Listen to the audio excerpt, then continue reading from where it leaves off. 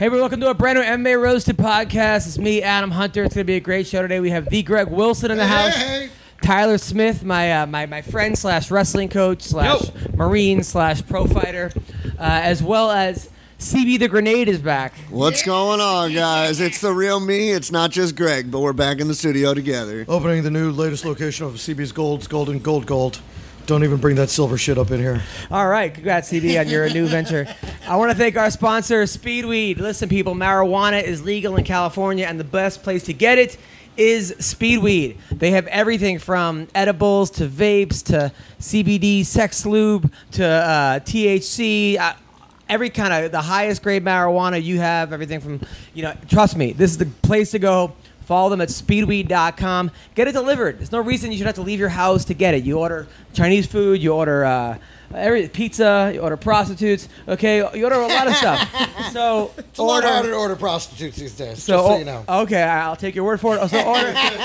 Used to be easy. Now they crack down on all the good sites. Go to speedweed.com. Speedweed.com. Follow them at Speedweed. Also, people, sexual performance issues. More common than you think, okay? CB hasn't had a boner in years. So, over 25% of new ED cases are guys under the age of 40. And 4% of men age 40 struggle with not being able to get and maintain an erection. You finally get a boner, you get a girl back, and then you can't get a boner, and she's upset. And she's like, what are you doing? How come you can't get it up? It happens, okay? And why do guys go to, weird solutions or do nothing when they can get science and medicine? That's forhims.com. It's a one-stop shop for hair loss, which I need, skin care, which Greg needs, and sexual wellness for men. They connect you with real doctors and medical-grade solutions to treat ED. Listen, people, there's no snake oil pills or gas station. Why do you get this at a gas station? I mean, seriously, why would they have those Power Max? Ask John Jones. They always have it, right? John Jones. I don't think he got his at a gas station. I think he got his in, like, Mexico. No, that's what they said it was. They Is said that it was right? like gas station boner pills, dude. Well, he could have been. Well, that's what he said it He would be doing much better. If he went to forhims.com, he'd still be fighting. Listen, so answer a few quick questions, chat with the doctor.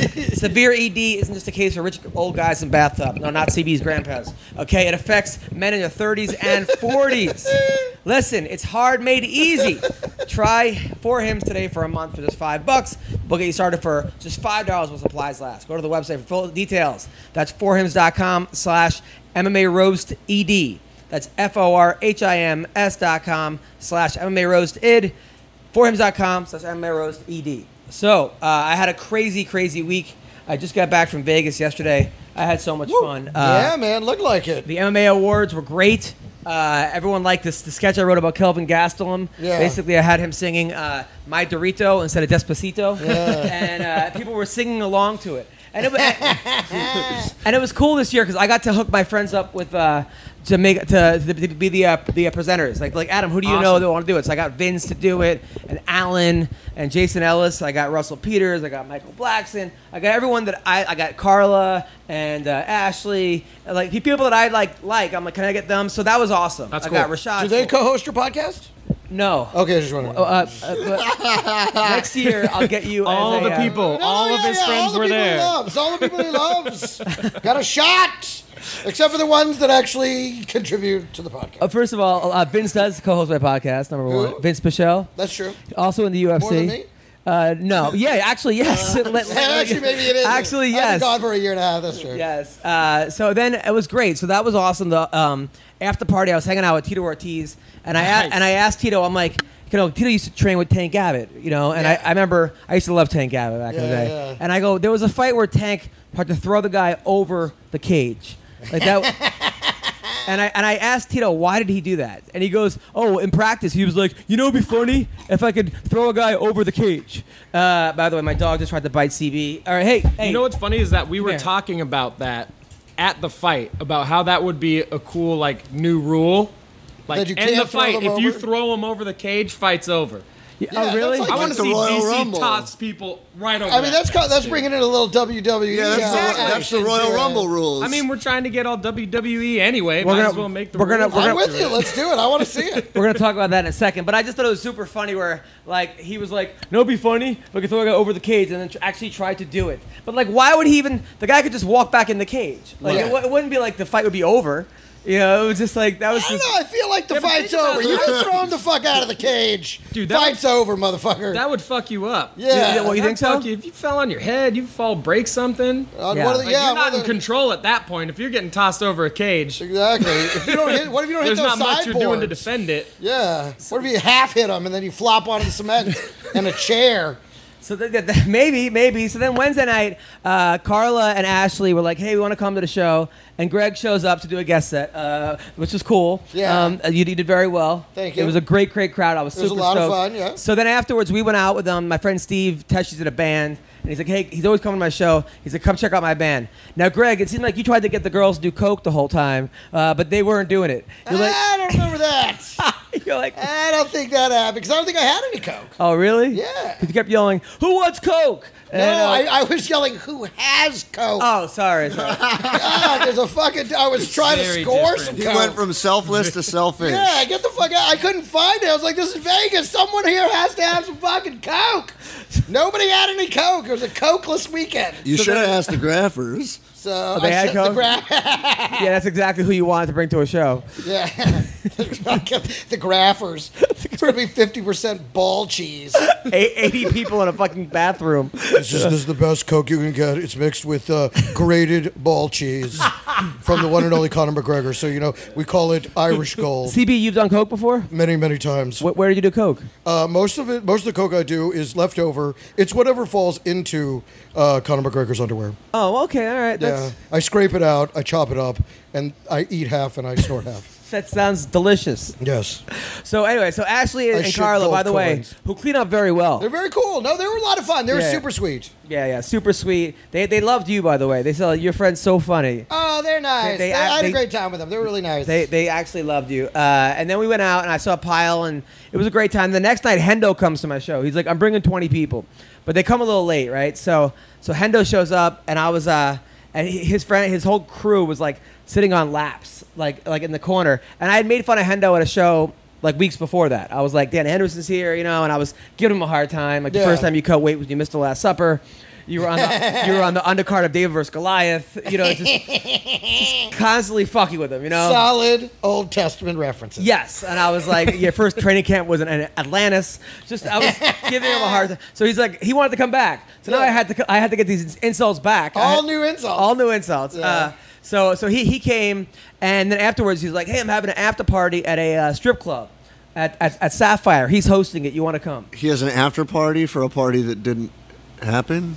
Or he had his own He was party? having his own party. Like he was hosting the Sapphire. I guess back in the Garden of Eden, and they had naked girls where he grew up, and he wanted to see them again. So I was like, "Fuck yeah!" Right. So then it was like me, Ashley Yoder, who looks smoking hot, by the way, Hendo, and then Gian Volante. So we're all on this like party bus with like 30 people, and Hendo was like dancing on the bus, giving like all these girls lap dances. Nice. Like his like wife is there. Did you get in on that? I kind of wanted to, but then I'm like, no. Put that championship ball sweat on me. Good So then for you, I was afraid his balls would knock me out if it's anything like his right hand. So Yeah. then we go to the strip club, and it was fun. Although all these girls, there was some. Oh my god, Vegas is the best place for strip clubs because the girls make about I think high six figures that work there. Yeah, absolutely. So they don't have to give you a lap dance. They're not like pressuring you because they know that there's some guys like paying their mortgage and Yeah. Plus Sapphire, that's a top tier club. yeah. I think that and the Great one. Rhino. It's a great one. But It's I'll, expensive as fuck though. Aren't the lap dances like $30 there? It's at $20, but my wife is super pregnant now, so I would feel bad getting a lap dance when my wife's pregnant. So they were coming over to like, hey, you want a lap dance? Like, no, like, well, I'm like, well, my wife is pregnant, and then they were just like snoring or like they're like, oh, that's You fucking that's liar. nice. You didn't want to spend the money. No. You That's not fucking- true. Yeah, That's not true because I bought. pussy. Not true because I actually bought Ashley a lap dance. I was like, no, give it to her, and then she refused it. So the woman just took off for $20. But it wasn't about Where was I when you were donating lap dances? You didn't call me. You were out looking for How coke. the You were out fuck you go to looking for coke. Sapphire and you're like, tonight I'm not calling Greg. I'll call Greg for the band show, not the strip It club. was Friday. You were on. Oh, that's true. I was on the Dirty at 12:30, so I was on Dirty- very late. Yes. Yeah. You were on way late. But it was fun. It was cool. I Well, I like. could have come after that because I found some coke on Friday. So that was cool. And then Saturday, I was up till like 6 o'clock in the morning. I could have made it. Was it good? Oh, it was good coke. Yeah, good. you gotta stop doing Conor that McGregor shit, ball man. cheese? I'm kidding. I didn't fucking do the coke. Okay. Totally did it. All right. So then Saturday, Tasha and Jake got married. There are two fans of our Yeah, I podcast. saw that. Good pictures. Which is weird because she flashed you at one point. Well, listen, she wanted a free T-shirt. Yeah. So Everyone knows comics will take tits in lieu of cash. So two of our fans of our podcast time. are like two of our Every fans time. are a couple. They're super sweet. She's really hot. She is very hot. He's a nice guy. Yeah. And they invited me to their wedding, which was like I've been to them like 3 times, and I'm like I'm in Vegas anyway. So I go to the wedding, and it was like at 3 p.m. It was a cool wedding. It was one of those weddings that was like 30 people there. It was I was there. It was fun. Afterwards, it was at Virgil's Barbecue, the reception. Dude, that's a great spot for a reception, bro. Which is delicious. Delicious. Yes. But it gave me flashbacks of my stepmom's and dad's wedding when I was the ring boy and I was 4 and I was All of so them, or which ones? I was the ring boy and this is the second stepmom. The first So stepmom. you were carrying a card that said with the number 2 on it. No, well that's these are all the my ring boy. These are all my ding, bits. ding, ding, ding, ding, ding. In this corner, my father. He's been with hundreds of women. He's settling down for the second time. Maybe not the last. We hope this one sticks. Yes, exactly. Joe Greenberg. Okay, sorry. Can I tell the story? Yes. All right. So I was 3 years old, and I was angry that my parents were getting married because when my mom left, and it was like, hey, here's your new mom. So I go down to the wedding, and I'm carrying the rings, and then I just throw them at them. I threw and then I got kicked out of the wedding when I was At 3 years old. Yeah. Class act, Adam. But I had forgotten about that until pretty much this wedding. How are you bringing that love up? So this Vegas wedding was so great. It was beautiful. It reminded me of when I ruined my father's second marriage. What are you saying that did you pass the MMA roasted curse onto this wedding? No, Is that I what did you're not saying? pass any kind of curse. I'm just telling you what happened. I was They're just going to get angry. knocked out in the second month of their marriage? First of all, a lot of people are winning on the MMA Roasted podcast. I know. I've just busted your balls. about by the that. way, Bubba Jenkins is now a preacher, by the way. Okay. Really? all Yeah, right. yeah. All right. He posts on Facebook. He goes, God has told me some things. God has given me some Right? information. God gave me some information. I'm going to tell it at church tonight. Be toured a live tour. Like, why couldn't you just tell us the information? Like, so we had to live stream the information. You gotta- have to, It's privileged. He's got to build it up like Trump's Supreme Court nominee. Big reveal show. I don't want to blow it yet. Everyone tune in. It's going to be huge. but if it's so Trust important, me. There's like Trust a clip me. show of the last 2 years. but if it's So great. It's going to be the best. But if Jesus loves me. If it's so important, why wouldn't he just tell everybody? Why do we have to tune in? Like, what if he was going to say the world's going to end tomorrow or something? Like, why would he? We have Like, to tune yeah, in the you live think we stream. want a little more time. Like, give Yeah. us as much time as possible. So, Well, but to his credit, I will say this: it's not like being, a Christian's new to him. He didn't just I mean, he's Yeah. been pretty open about his faith, for a long time. yeah, I know. So I can respect that. I know. I wish you would have just told us there. You just wanted to know the big reveal without having to tune in later. Of course. Yeah. So then, so by the way, at the after party, What was it? Because if it's Jesus is coming back, I hate to tell you, that's old news. So, I think it was that he's not fighting anymore. No, I'm kidding. No, I'm kidding. I love you, Bubba. I'll watch any fight he does. Okay, so by the way, so at the I hear after he's party, taking on Satan after, this week in this corner. so at the after party, right? Mike Goldberg's there, right? So, Oh, okay. So Goldberg's there, and Yes. it's me, Goldberg, Luke Barnett, who I haven't seen in a while, a bunch of all the fighters. Vince is drunk out of his fucking ass. No. Yeah, so then, Really? so Goldberg comes over, and for like an idiot like me, I'm like, "Hey, you're doing a great job at Bellator," and he's like, "Thanks, man." And I can tell he's like, not really, Has no idea who you are. or even care. And I was like, "Hey, man, you need a new catchphrase." You know, in like the UFC, you were like, "Virtually identity, virtually identical," or identical. "It's all over." Like I was naming his catchphrases, and he's like, "All right, what's your new one?" You know, and I could tell he was like thinking I was fucking with it, which I wasn't. I thought he really should come up with some stuff for Bellator. 'Cause, Right. You think it's all over? You think UFC? You think virtual? Here we go, Virtually identical. UFC. Here we go. Yeah, Right. so maybe now it's just like second tier level competition. Well, that's what it is. Almost as good. Welcome to the B League. Because it's Friday, not Saturday. Do these guys even train? The end is Why is this near. guy 60? Welcome to the development channel. He's in the wrong weight class. Fedor's still fighting. So he got annoyed. She's been in MMA for 6 months ever since she met someone at Dunkin' Donuts. So, she has no grappling background. She has no ground game. But she's hot. But she looks pretty good in those tiny shorts. Yeah, so that's basically what Luke Barnett was saying I should say. Because Just talk shit about because he was laughing his ass off. I actually love Bellator. No disrespect. I'm just fucking around, but I love Bellator. But Goldberg walked away from me annoyed. Yeah. And then like Barnett was just giving me like do these guys even train? Like he was saying that. That was pretty funny. So then and then what's his name was telling me hilarious stories. Mike Pyle, who's so funny, was talking about how he's he works at the gym and he's been a head grappling coach at Extreme Couture, and he was rolling with some guy, and he looks over and some guy comes to the front desk and starts saying like these moves don't work. Jiu-jitsu don't work, and he's like, I know stuff, and he starts doing like the animal stances, like the fucking like the tiger, panther, tiger, whatever. Yeah. And he's crane. and he's telling Crane brings out the crane. If you do right, no can defend. Do you have that? I know you run a gym. Dude, I haven't really run into it as much. I'm surprised there's still people out there that, like, it's on TV every week, man. You can see this stuff working. Like, who are these people that are like, jiu-jitsu doesn't work? Well, I saw Kind of a great neutralizer. Yeah. Well, I saw a Krav Maga thing on my Instagram where the guy's like, "Yeah, try getting me in your leg lock while I poke you in the eye." That's what I was gonna think. I was gonna think, yeah, they'll blind you when you get. But at the same time, like both are gonna work. I mean, either or. Yeah, but like if we're playing for keeps like that, then I'm not gonna be going for leg locks on you. If you're poking me in the eyes, I'm biting your face and grabbing your nuts. Like, yeah. You know, I'm not going like, oh, let me try this. It's dirty pool time. Yeah. It's Dirty pool? dirty- Yeah. dirty You're gonna pool play time. dirty pool. Is that what's dirty pool? It means you're gonna hit him with a cue stick. Jesus Christ, where'd you grow up? Green Acres? Jesus. Dirty pool. Yeah, this guy's playing dirty pool. Meanwhile, Gotti used to have a great. I love it. I feel like in his mind, he's like, "What does that mean? You pissed in the pool? Like, Dude, that was the worst at camp when you go. All of a sudden, everyone's like out of the pool and there's a big fucking log of shit. Dude, can I tell you something? I was staying at the South Point Casino, which I love the South. Why? I love doing the show down there. It's fine.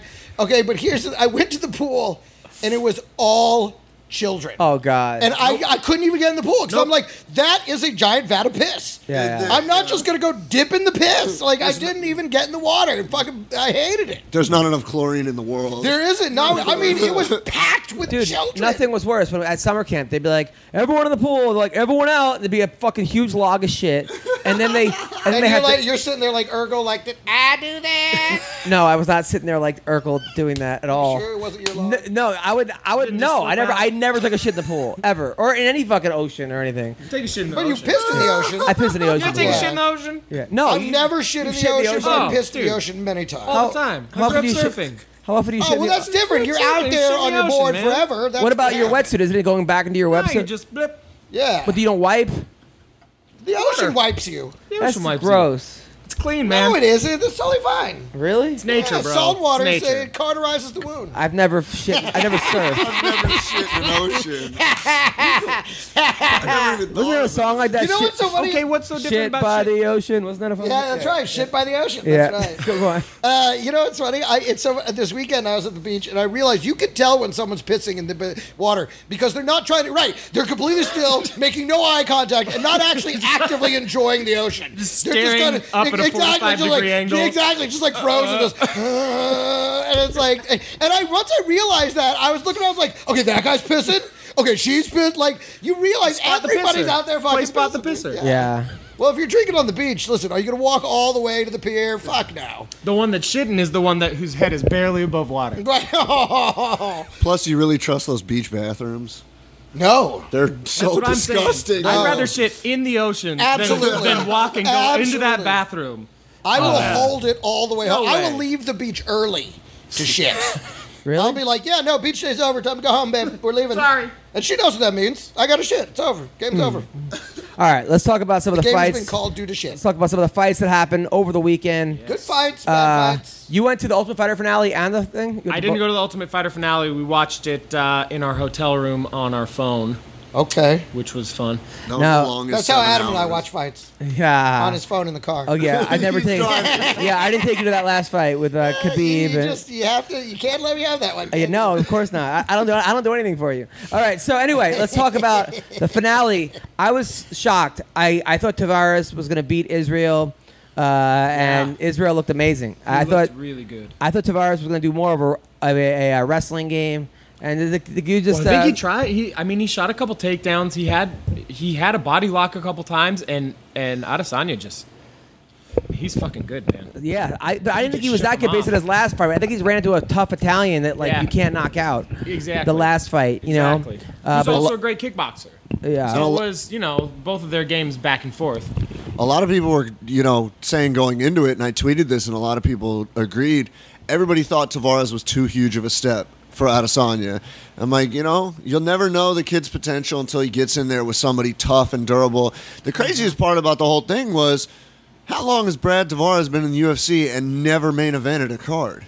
Well, also, I think that people were so quick to comparing him to John Jones, his last fight, so the hype got so big, and everyone's like, oh, shit. And then when he didn't really perform, they're like, Right. oh, okay. And then people got mad that they were lied to. Right. But I'm telling you, this kid's legit. Roxanne Modafferi, I think the biggest comeback in the history of sports is Roxanne Modafferi's career. Career resurgence. She went like 0-6 for the Ultimate Fighter, teamed up with John Wood and Pyle and the people over at First Syndicate. win in the UFC.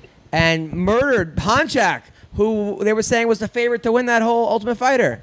I remember Ian Harris was telling me how great Honchak's going to steamroll everybody. But Roxanne, and guns, her muscles got so She's much been working- bigger. She's been working really, really, really hard in the gym. Really hard. Like, doing a lot of wrestling, a lot of jiu-jitsu. I mean, she's a brown belt in jiu-jitsu. And, She and taking you a could see fat it. banners? You could see No, it. that's not Roxanne. That's I know. She could take a lesson, take some fat banners. That's the way that goes. But yeah, Roxanne Modafferi looked great. I'll tell you what a good fight was, the Ostovich fight. Rachel Ostovich versus Montana. And a great even though fight. she lost, it was a good fight. Rachel's a hottie. She is. Yeah, She yeah, yeah. is. So, but And she's good. She's tough, man. It was a tough fight. and then Tough fight didn't go Tyler well. Diamond lost. I didn't see that happening. I actually didn't see that fight. I thought so. Tyler was going to win. But the thing is that, Greg, how are you, buddy? Good. I'm trying to find the results. Oh, thanks. So we can go through, because I did watch these fights, but I don't always remember them by the names, Like, I got to look at the face and be like, oh, yeah, that guy. Oh, yeah. Especially the Friday night fights, the tough finale. Because I did watch those fights in my hotel room. And so, but On your you phone? bring up the names. No, they were, but you bring up the names, I'm like, oh, which one was which? So I'm trying to find the results. I'll tell you, though, I kind of felt bad because Tyler's mom came to my show, and I don't think she knew the kind of comedy I was doing.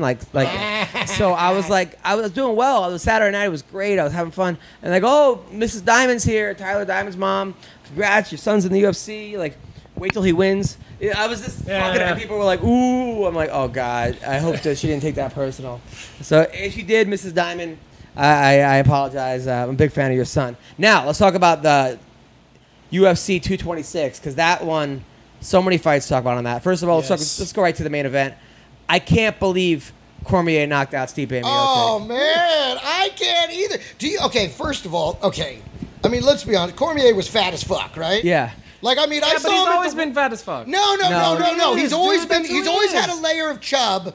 But I felt like he felt like he knew because he was moving up to heavyweight. He put on that 40 could pounds. really He used to put be it- a heavyweight. and it wasn't 40 pounds of muscle. It was fat. He went from 205 to 245. Yeah, he but put on he used 40 to be pounds. a heavyweight. So Yes. he usually walks around at like 235. He's never been that big at heavyweight, Dude, though. He was he's never that big at 245 heavyweight, weighing but in, He only really put on 10 pounds. of fat. but he weighed in No, heavier no, than no, Stipe. he- no, I he mean, put on. listen, it worked out okay. 10 pounds of fat But I knocked the was- fuck out of see, Stipe Totally, Miocic, exactly. man. Apparently, it's fine. But I was watching it at the weigh-ins going, oh, this guy's going to get slaughtered. Seriously, he You looked know? like he looked like Oprah. I mean, but I'll tell you though, a couple things about this DC, fight. man. A couple things. Number one, I thought Stipe was going to pick him apart. I didn't think it was going to be close, and I was completely wrong. However, those eye pokes did factor into the fight. Okay, the eye pokes. He hit Stipe with like 2 eye pokes, and I think it did. I don't know. I would like to see a rematch. See, DC's I know. learning Oh, from you're John gonna see a Jones, rematch. man. I know He's people. learning. No. Well, no, because now all of a sudden they fucking put Brock Lesnar in there, and everyone's like all excited. And let me talk for a second. Brock Lesnar does not deserve a title shot. He has not fought. He fought one time in the last 6 years. I mean, his last big win before Carwin, okay, which he was getting murdered in the first round, they almost stopped it, was at UFC 100 against Frank Mir. 116 was Carwin. I know. His last time he looked really good was UFC 100. Yeah. That was 126 UFCs ago. This was Which the is last only like 3 time. months now, but This was the last time he looked good. Was 126 UFCs ago. Yeah. Think about that for a second. Okay? Now, yeah, he beat Carwin, but he was getting murked by Carwin. He won in the second round. And then he got shellacked by Kane, and he got murdered by Overeem. And then he did look good against Mark Hunt, against a guy when he got popped for roids, and he got, I think, popped for roids again before that. Yeah. And he doesn't deserve it. Now, where is he going to beat Daniel Cormier? Nowhere. I mean, could you pick of one place he has the advantage other than height? Size. But if he gets What the is he takedown, he would lay on him. That's- I'm just saying- that's right. that would be it. Not You're even talking to the biggest Brock Lesnar fan in the world, but I even disagree with this fight. he's a two-time national champion, yes, but Cormier's a two-time Olympian. Okay, Yeah. there's a It's not big the same, there's a man. big difference. And listen, He didn't look like a two-time Olympian. no, But 245 versus 295 on fight night. the only way he has an advantage is if he goes up against guys where he has the advantage in wrestling. And he's not going to have that against Daniel Cormier. He doesn't have his striking is awful. It's rudimentary. Okay, he gets hit once, he covers up. I understand. Which is weird when DC's he not does going to that. let off. DC's not going to sit back and try to jab And- him. Like, he's going to go in there And people fuck were him like, up and "Well, take him down." he deserves a payday." Well, since when are we fucking so concerned about millionaires deserving paydays? A payday and a title shot are two different I scenarios. deserve some fucking my payday. I'm only going to pay $100 for this fucking event. I need the money a lot more than DC does. Yeah. What are we talking? Everyone's like, "Well, he deserves." What are these? Are these charity cases? Like, Well, what- no, but I think what they're saying is the superstar payday. You know, because can you think True, of a fight? he does. Well, I mean, but he got one versus John Jones. I mean, that was kind of a superstar payday. No, he's not. He's also like that's the UFC's fucking problem. That's not our problem. Why are all we're looking out for the? Well, give me a break. look, He's a commentator. Okay, he's a sponsored athlete. He's He's a wrestling coach to kids. A wrestling coach. I'm saying he makes a lot of fucking money. People shouldn't say, well, we want him to get a payday. And now people are saying, well, Stipe needs some time off. He took 2 punches. Granted, there were 2 fucking great punches, but he didn't get like. This is not like Junior Dos Santos versus Kane 2 or 3, where the guy took 7,000 fucking punches. Where you're like, give this guy some time off, or any Diego Sanchez fight. We're talking about a guy that got cracked once, got cracked twice. He didn't know where he was. Fight was stopped. Great, but it wasn't a fucking murderous beatdown where you're like, he needs to sit on the shelf for a year. Right. Like, what are we? The guy has a day job. He's a fucking. I mean, what are we talking about here? I think Stipe can make his own decision on that one. Not that the UFC would agree. And I'm, like I said, the biggest Brock Lesnar fan you'll ever meet. But it should be an immediate rematch, number 1. And number 2, Stipe, I don't think he's going to face a 6-month suspension for medical. I don't think it's going to happen. Have your kid. Take your time with your family. Train. He had the wife already had a kid. Dude, she had the kid already? Yeah. Oh, okay, I think.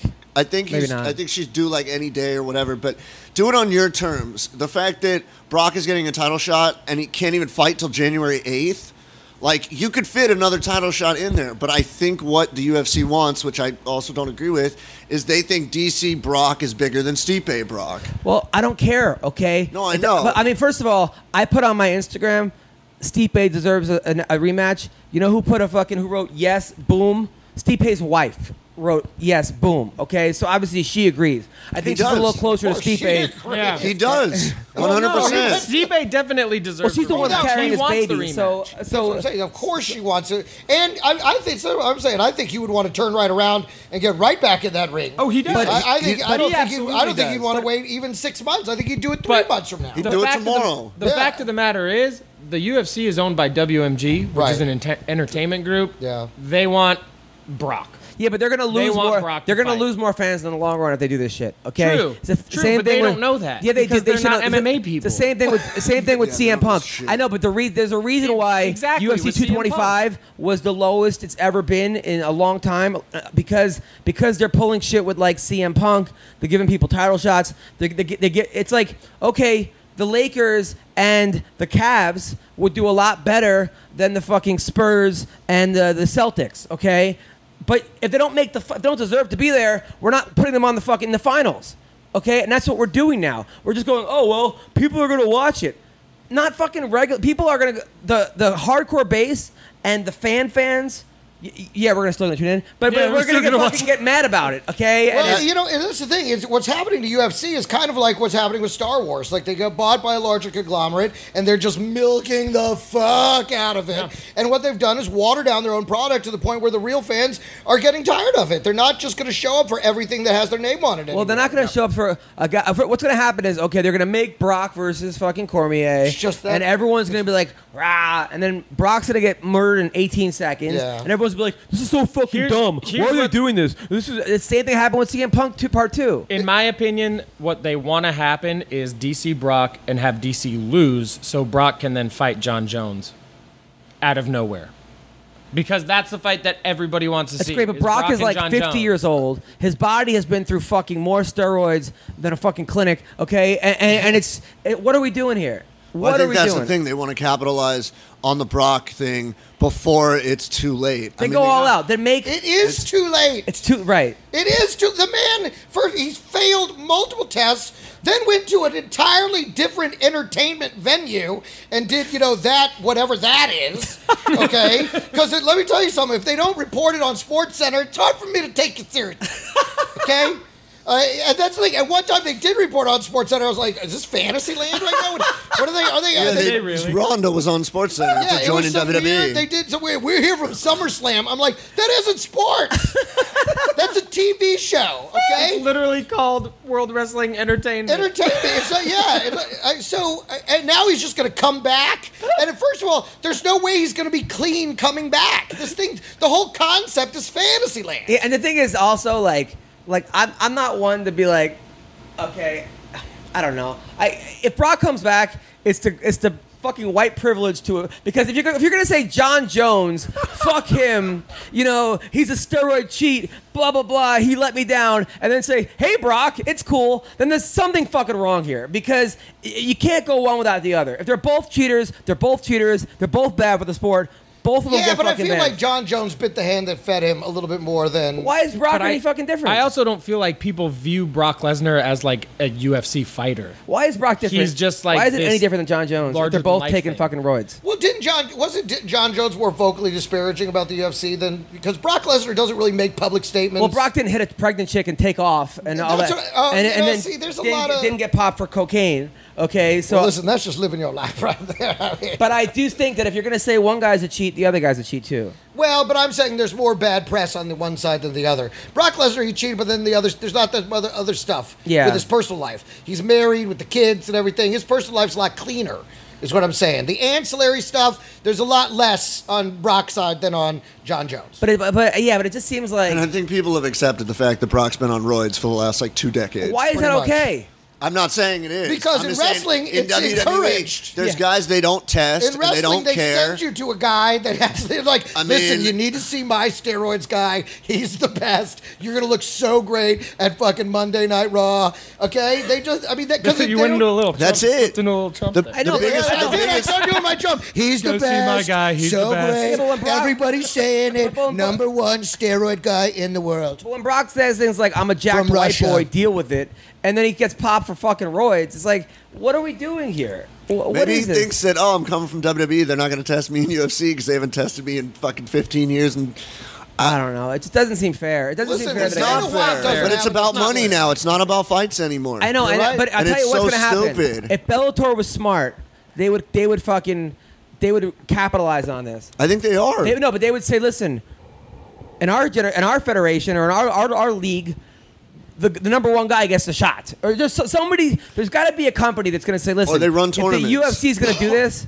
then we're going to actually be the company that even like with PFL. Hey, The number one guy, we don't care if he speaks no English. We don't care if he's this. We don't care if you're the number one guy, you get the shot. It's about talent. Yeah, we got to. Yeah, but they're scrapping for ratings. So that's why you have these ancient names but I don't, that they go ahead and recycle. But at the same time, Bellator puts on incredible fights. The fight night a couple weeks ago out of Pechanga. Yeah, but they put on some nonsense too. They do put on some nonsense, but it's like they're known for that. It's not like all of a sudden somebody buys, Bellator and then it turns into a shit show. Like more often than not, they put on the better shows because they deal with rankings. And if they don't deal with rankings, I don't think they put on the better shows. I love the tournaments. They don't put on the better shows. This show is stacked. UFC 226 was stacked. Before Holloway got hurt and before Yancey got hurt. It was stacked. It was better than anything. But look what it turned into. Okay, it was anything. Well, it turned into that because they brought in Brock Lesnar at the end, and people were just like, "What am I?" And then he pushes them. Yeah, but that was after one of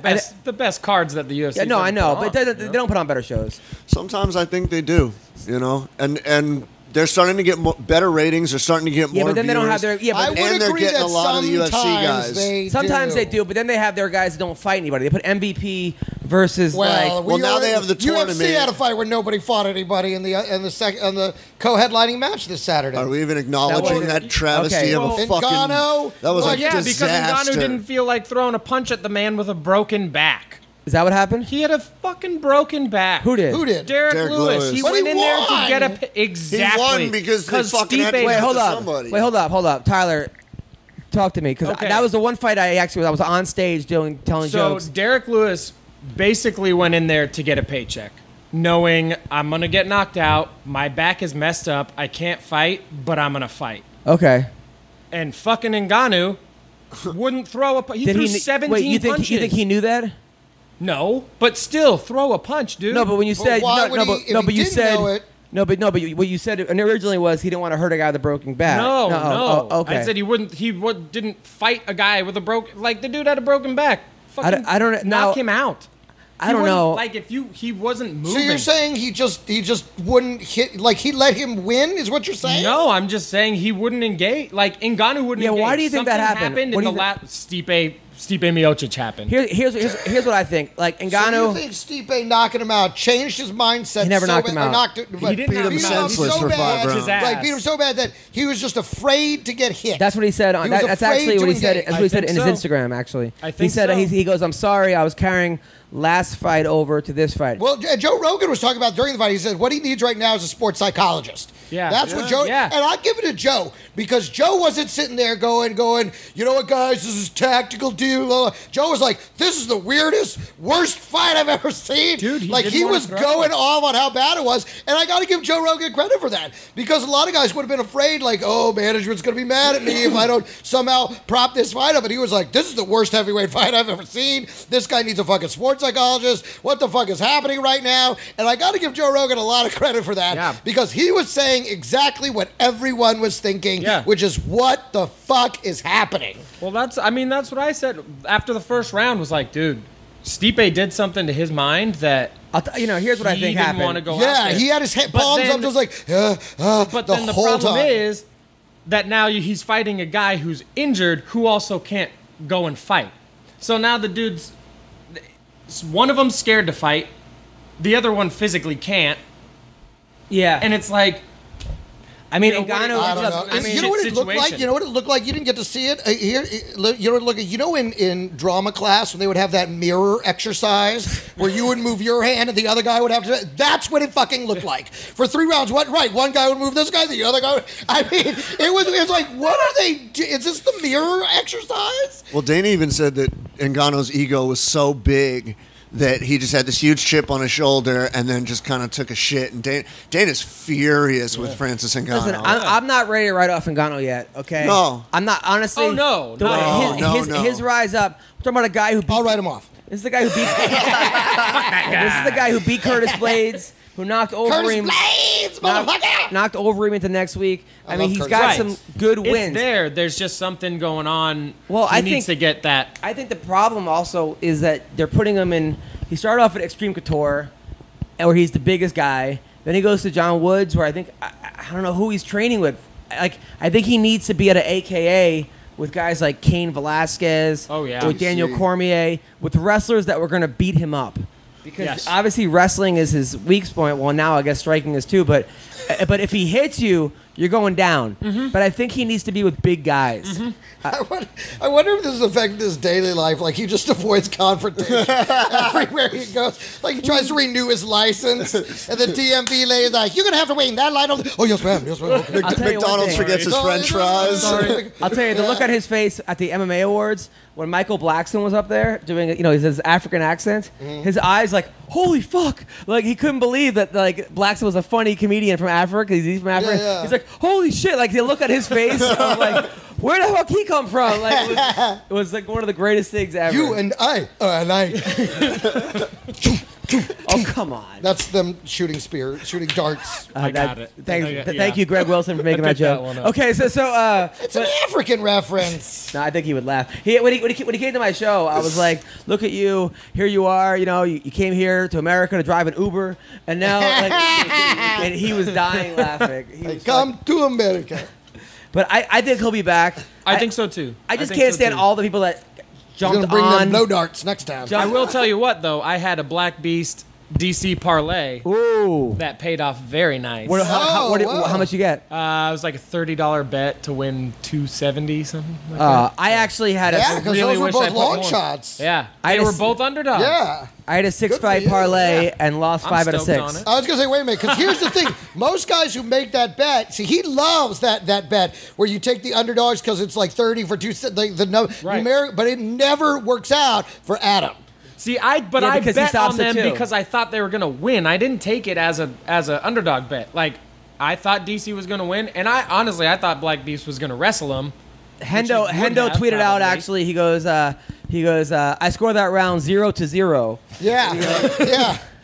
It Now- was so bizarre. I'll tell you who I was actually really impressed with was Mike Perry.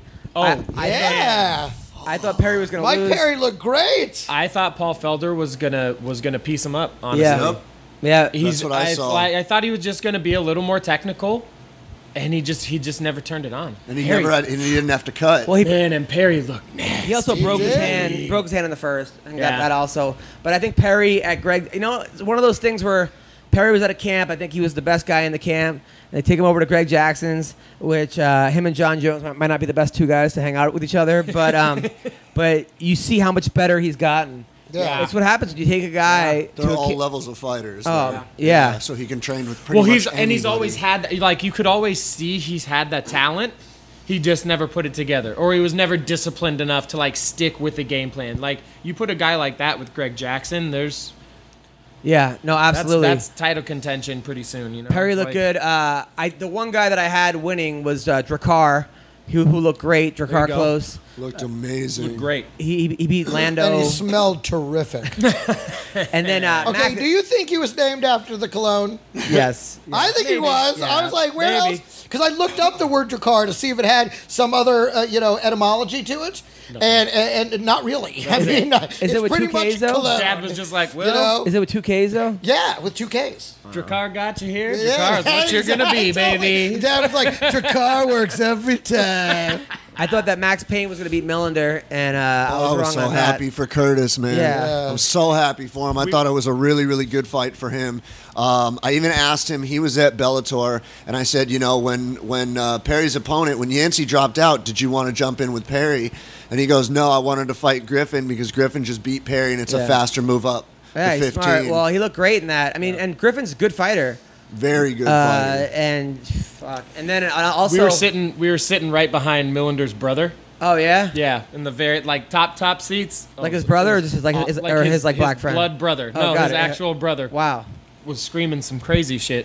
What was He his has a favorite? bright future. End his career. Fuck him. I was like, jeez, Oh, man. the nonsense. Like, come on. The Yeah. nonsense No, that just people all the say. No, nonsense that's of, like, fucking Greg at Kick him in the Yeah. dick. I yell Members that just too. like murder But he doesn't him. even- Totally. But he doesn't even cheer for one person. He's just for violence. Just wants to That's see right. the No, I violence. cheer for whoever. I don't care. I got no dog in the fight. Okay, so, but I'm yelling both ways. I don't care. Yeah, but he's Greg, like we're- mid-fight I'm finger about it. bang. I'm Well, like, that's come on. true. I have Greg, yelled were at you a little upset though when in the guy fight? I think it was at the Tough 27 finale. I think it was the Joe Giannetti fight when he's literally sitting on the dude's face. Oh like, yeah, dude, they were really. What the fuck they was that? He That was a weird fucking- position. Yeah, that was was face like- sitting pretty hardcore, weird man. position. Yeah, for a long time. long That was time. really- it was like for a second. Like It was like they like were 3 minutes. It was Yeah. Like they didn't It want was to move. totally. It was They didn't want to ATM, move. brother. For a long. It was Oh, my ass to God. mouth for a long. And I was like, this is not the mid-fight finger bang I wanted. no.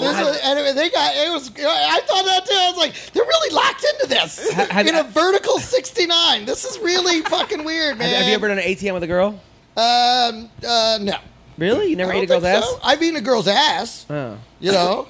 Isn't that what But that is? ass to mouth, isn't that taking your dick out of her ass and ass putting and it having in it- her mouth? Yeah. Yeah. Oh, I didn't know Yeah. that. That's what ass to mouth Yeah. literally Oh, I means. thought it It's was... her. She's getting both ends. of the Yeah, deal. exactly. Have you done that? No, I'm not an asshole. That's gross. I mean, I'm an asshole, but not that kind of. Yeah, exactly. 'Cause I want to kiss her at some point within the next 24 hours. I don't want to have to take her down to the pool and have her gargle with fucking chlorine water first. Dude, I think the biggest surprise for me that night from 226 was Khalil Roundtree, man. Yeah, right. Volkan Saki's a fucking murderer. I was predicting, dude, Khalil's going to get killed within 2 minutes. And holy shit. Well, I thought that Saki didn't respect MMA at guys all. striking at all. At And all. also the 4-ounce gloves. Because his hand was actually, if he was wearing full kickboxing gloves, he would have actually, I think maybe I don't know. It got looked that. like his hands were low. But he to wasn't, me. you got to respect people's power. Yeah. And as soon as he said, he said that, when I watched a minute of his fight, there's more holes that could fill. I'm like, this guy's in trouble. Yeah. And Khalil. Well, yes, in a kickboxing fight there is. Yeah. But you're not kickboxing, and Yeah. that's the biggest thing is it's a completely different timing, distance, all of it's different. Have you ever had a kickboxing fight or no? Never had a kickboxing fight, but even sparring, so you sparred just pure kickboxing, and it's different than sparring MMA, Right. because you got to be ready for the shot. You're a little wider. Your hands might be lower to defend, Yeah. and he just got caught, man. think- I did not see that coming. I think Saki Did not needs see a that real coming. camp to teach him MMA, Of not course. just striking. Like, go Where does he somewhere. train out in Europe? I just looked him up. It said Golden Glory till like 2012, but they shut down.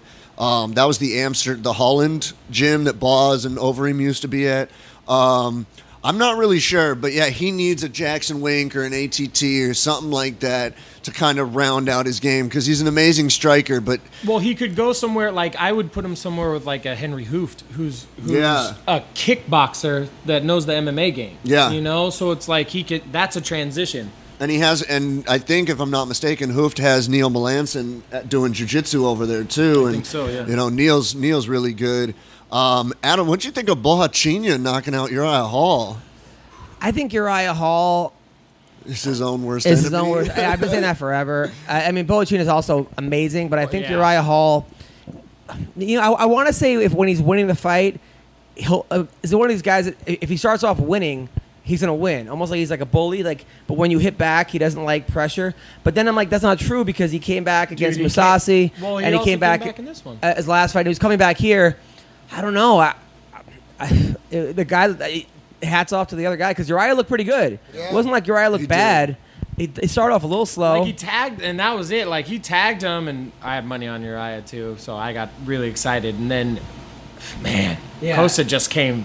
He just Wasn't it a body turned blow? the animal Wasn't it a body on. blow that Yeah, sent he him to the just turned ground? the animal on. And just, Yeah, he caught him right in the ribs and he just bloop, Yeah. right over. Nope, no more. That's it. Cool. And then Jamie Moyle lost to Whitmire. That was crazy. And afterwards, Emily I was was gonna like, say. That was "Fuck fun. you, Fucking Vinny No, Magalash, you're a man. you're a piece of shit and go fuck yourself. I like that though. I think more people should do that. To it Vinny? was Yeah. not to Vinny, but it was hilarious. I mean, but have you ever seen anything? Should we like do that with other MMA shows? Fuck you. I think we have done Fuck that you, before. Sam Tripoli. I'm kidding. I love Sam Tripoli. He's a very good friend of mine. I'm just kidding. Go on. Well, maybe we should do that. We should just try to start shit with Yeah, other the funniest thing was me, you, and Sam. Remember? Brian Callen. You can suck my dick, Brian Callen. I'm kidding, Brian. I love you. You're a good friend. You're the best. Number one. Dude, Everybody's one of the been saying funniest it. trips. We did this porn tour. Best Me, kid. Me, Greg Wilson, and So Sam great. Tripoli, and this porn star Monique Alexander. Yeah. It was a tour that lasted one city. Chicago. And then and then at the end of the tour, everyone came for the porn star Monique Alexander, who did like 3 minutes of comedy and was wearing like a turtleneck. And then, No, seriously, like she wanted to be interviewed like a real actress no, for like this is Entertainment serious. Tonight or something, and everyone wants to see her like swallow dildos or something. so the tour turned into me, Greg, and Sam. Bringing girls on stage and shooting silly string in their face while they have fake orgasms. Yeah, that was what we do. We put the silly string down our pants, and we would unzip our pants, and they had to act like they would have to get on their knees in front of us. And you were getting paid for And this. we were paid for this. And we would shoot them in the face with silly string, and whoever was the sexiest, like, oh yeah, shit and all that, they would win. And we didn't even have a prize. Dude, We didn't even have a prize. We would just declare a winner. Dude, the tour started High off me, five. him, and Greg doing 20 minutes at each show each. It went down to us doing like 4.5 minutes of each of comedy, and I just fucking with girls in the crowd. Totally. We had a lap dance competition, right? Where we would give a girl in the crowd a lap dance. It turned into, for some reason, I look over and the whole crowd's booing. I'm like, why are they booing? Greg is in his tighty whities, I had taken off all my clothes. running around like a WWE star, going, "Who wants a lap dance?" while rubbing his belly, and the crowd is all booing him. How? And he's drunk out of his fucking mind. I was laughing. How does so- that emit booze, man? It was the greatest. It was a That mixed should be a reaction. thunderous It was a applause. mixed reaction. Yeah, It he- wasn't all booze. He was cheering for himself. We were Okay. having a good time. So this week, It was Bellator, pretty wild. Friday night, Julia Budd is taking on Talita Nogueira. Who is this girl, Greg? I know Julia Budd, awesome person, great fighter from Canada, strong as hell. Was up for Female Fighter of the Year, which was a little surprising because a couple of her wins were very, very disputed. People, I thought maybe they could have went either way. But who's Talita Nogueira? She's a world jiu-jitsu champion. I mean, it's hard because there's a lot of these, like, especially the female divisions in Bellator. There's a lot of, like, no-name fighters. Like, they pulled in Alejandra Lara for Alima McFarlane. Real tough jiu-jitsu girl. She's undefeated, but she's only had one Bellator fight. It was August of last year, so she hasn't fought in a year. But she won. She did, yeah. She's undefeated. She's 7-0, and she beat Amanda Bell, who's a tough chick. But I think Julia Budd holds that title until they broaden out their. They got to bring in somebody good. Yeah, they got to bring in more girls because 145, yeah. Some of these weight classes. I mean, look at how the UFC's struggling with 145, and they have a way deeper female roster in all divisions. So it's tough, but I think Julia Budd takes it. All right, so Eduardo Dantas against Michael McDonald. I fucking love this fight. Michael McDonald was a guy who was a virgin. Remember? He said that when he fought Uriah Faber. Even after all those hit songs? Yes. Including, Yamo, be there. If I hear Yamo be there one more time, I'm burning this place to the fucking ground. Yeah, 40-year-old virgin quote right there. during one of his fights, actually, he was fighting Uriah Faber, and I said he was going to try to have sex with Uriah's chin. Nice. And then Uriah tweeted out, "Yeah, I'm going to wear a chastity chin strap." Yamo, be there. So, who wins this fight, CB? Fuck. I don't know, man. Michael McDonald, real tough kid, real gritty, good on his feet. But Dantas, fuck, man. If the real Dantas shows up, he's a murderer. Like, I really don't know with this fight. I'm wondering if, Mayday still Has it, right? Yeah, it still has it and can compete with the upper echelon in Bellator, or will he be another UFC transfer that just, can't really reach the top? Chris Honeycutt, also a really good fighter. He's on the card. Also, for some reason, they're putting Gerald Harris on the prelims, which is ridiculous. Harris took that fight on 3 days' notice. Yeah. I think he got screwed over the most out of the UFC. I mean, one loss and they cut him. He won like 6 fights by slam. He's also a funny comedian and a friend of mine. I liked his tweet the other day when he was like, "Me and Brock haven't won a UFC fight since the same day." Like, Wow. they both had the same day. It was like, I think he said something like 2010 or something. But he better win this, though. 'Cause Yeah, Gerald's a tough dude. Yeah. The one thing I will say about Bellator, though, which I think started at the last event, they're airing the post limbs now. After the main event, when they have the prelims that are really? left Airing over, them where? they're on the app again. On the app. That's, But at least they're airing them because, That's good. Yeah. certain people had fights at other events that you never saw. Yeah. The Like next Carrie night- Melendez. Oh yeah. She won her fight, by the way. Her next Yeah. night, Pitbull Patricio is taking on Daniel Weichel. That's a good fight. Is that the title fight? Yep. It's for the title? Yep. Weichel's been waiting quite some time for this fight. Alessio Sakura is in the card, who should retire. I don't know why they keep They bringing him. keep him around so they can go to Italy and sell cards. Which is where it is. It's in Italy. But so what? I mean, that's they could all put they have. Pavarotti fucking having fight. Or like Luigi Fioravanti. What are we doing here? UFC Fight Night. I can't wait for this one. That's this week. Junior Dos Santos versus Blagoy Ivanov. Can't wait for that. Who's Blagoy? He's 16-1. Blagoy Ivanov comes from WSOF. Yeah, Talented he's the heavyweight. champ, right? Yeah, He's he the was the World Series. WSOF heavyweight champ. And the only thing I will say is Junior hasn't fought since May of last year. So it's been over a year for him. We never know what's going to happen. This guy's 16-1. Yeah, I still got JDS, but don't sleep on Ivanov. All right, so I like Ivanov's picture. He looks. Oh, on the poster? Yeah. Oh, dude, he's so creepy. The picture looks like, did I eat all the cookies? also Sage Northcutt taking Yeah. on Zach Otto. Super Sage, man. Is Zach Otto any good? He's had a few fights in the UFC. I think he beat Josh Berkman in his debut Whoa, or his that's good. second fight. And I he'll be think- getting off his shift at Applebee's early to make the fight. So he's going to wrap up the lunch shift and then go fight Sage. That probably isn't that far off. I mean, you know. I think Probably Northcutt. construction. I think Sage. I don't think against Dak. It's more about just the way they The one thing I like about the UFC prop up Sage. and MMA is that you can't do that with fighting. You could do that with like other things, but when it comes to fighting, you just either you can't make a star. Either he's a star or he's not. He's a fighter or Right. he's not. Right. Yeah. And we learned that a little bit with Paige Van Yeah, Zandt. you can't force it. We're going to learn that with Sage. You know, as good as an athlete and a karate star he is, MMA I'm not sure is his thing. Yeah. You know, They're not feeding him they're not feeding him really, really tough or higher, like a little bit higher ranked guys yet. I think they're still grooming him a little bit. So I think he wins this one, but it really depends on who they give next. And like, I don't even understand how Sage is human. I saw the picture from his tweet of like, this is my last meal before I leave for Idaho, and like, I'm like, Doug, what the fuck are you eating that you're like? Your bicep is bigger than my torso. yeah. It's just fucking weird. Like, he's made in a lab or some shit. I don't know. Also, Rick Glenn. Those muscles are filled with Jesus. Rick Glenn versus Bermudez should be a good fight. Glenn's really good. Now he's a team alpha male. But Bermudez, Bermudez is a stud. Bermuda's always tough. He's always going to be a tough fight. Yeah. I'm picking Bermudez in this one. Bermudez. Yeah, I like Bermudez in this. I mean, what was his last fight? Andre Fili? Yeah. He They gave to Feely, but it was close, right? Yeah, it was a close fight. It was a good fight. And then Rick Glenn lost his last fight. Fili's great. To, I think, Dunham. No, was it? Was it Dunham? Who did Rick Glenn fight his last fight?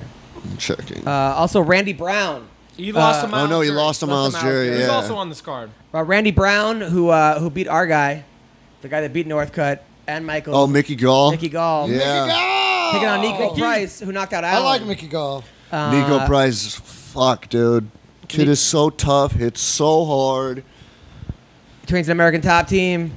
He's from Naples, which is crazy. I think I don't know, man. I thought that Gall was going to run through Brown. And Brown showed me a lot. Me too.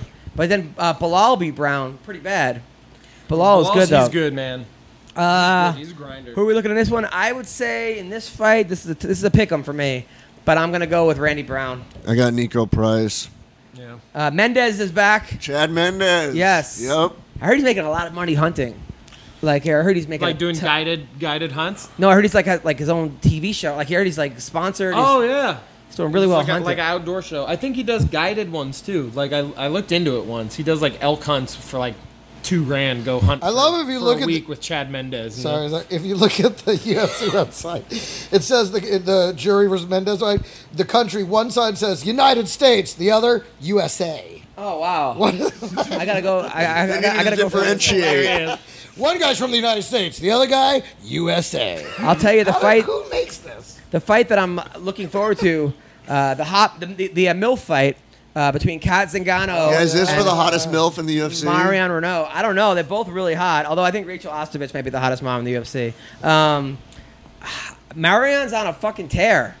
I mean, she just beat Sarah McMahon. She's been looking really good. Kat Zingano had lost her last 2 fights. But I'll tell you, Kat's pictures on Instagram. She's winning that fight. She's winning the social media battle. Definitely winning the Instagram fight. Yeah, but her last two losses also, Juliana Pena and Caitlin Vieira. So Tough. tough. Yeah, but beating Sarah McMahon? But she was getting dominated in the first. I don't know. She's also a gym teacher. I got to go for my fellow gym teacher in this one because I coach wrestling and I got to go for my teacher. The thing I love about this fight is I think both of them, and I can't say equal because nobody's ever really equal, but I think they're both so well-rounded that wherever the fight goes, it's going to be competitive. It's not like, Renault has better jiu-jitsu, Zingano has better striking. Yeah. They're both tough. They like to swing. They like to grapple. I think this is a really fun fight, and I think I think this one's a pick'em. And I don't know the odds on it, but I wouldn't be shocked if it was damn near even. Then we got Darren Elkins. Who fucking will fight. Oh my God. Dude, Darren Elkins would fight a brick wall. Like I said, comes from behind more than Anderson Cooper. That dude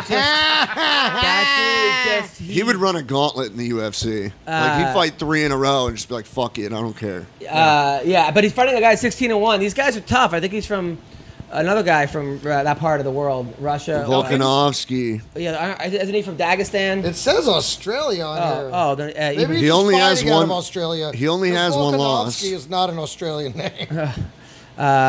So yeah, man. I got Elkins though. I can never ever bet against Elkins. No, not ever again. Ever.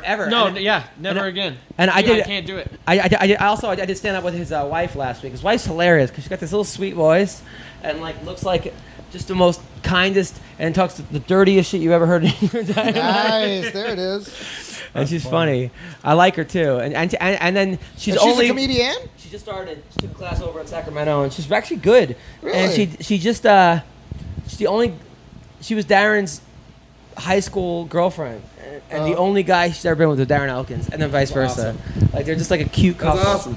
Yeah. The last fight I like on that card is Liz Carmouche and Jennifer Maia. Yeah, I think Maia's that's a pretty good, really right? good fight. She dropped the Invicta title to move up to the UFC when she got the call up. So she technically is the reigning Invicta flyweight champ, and it's at 125.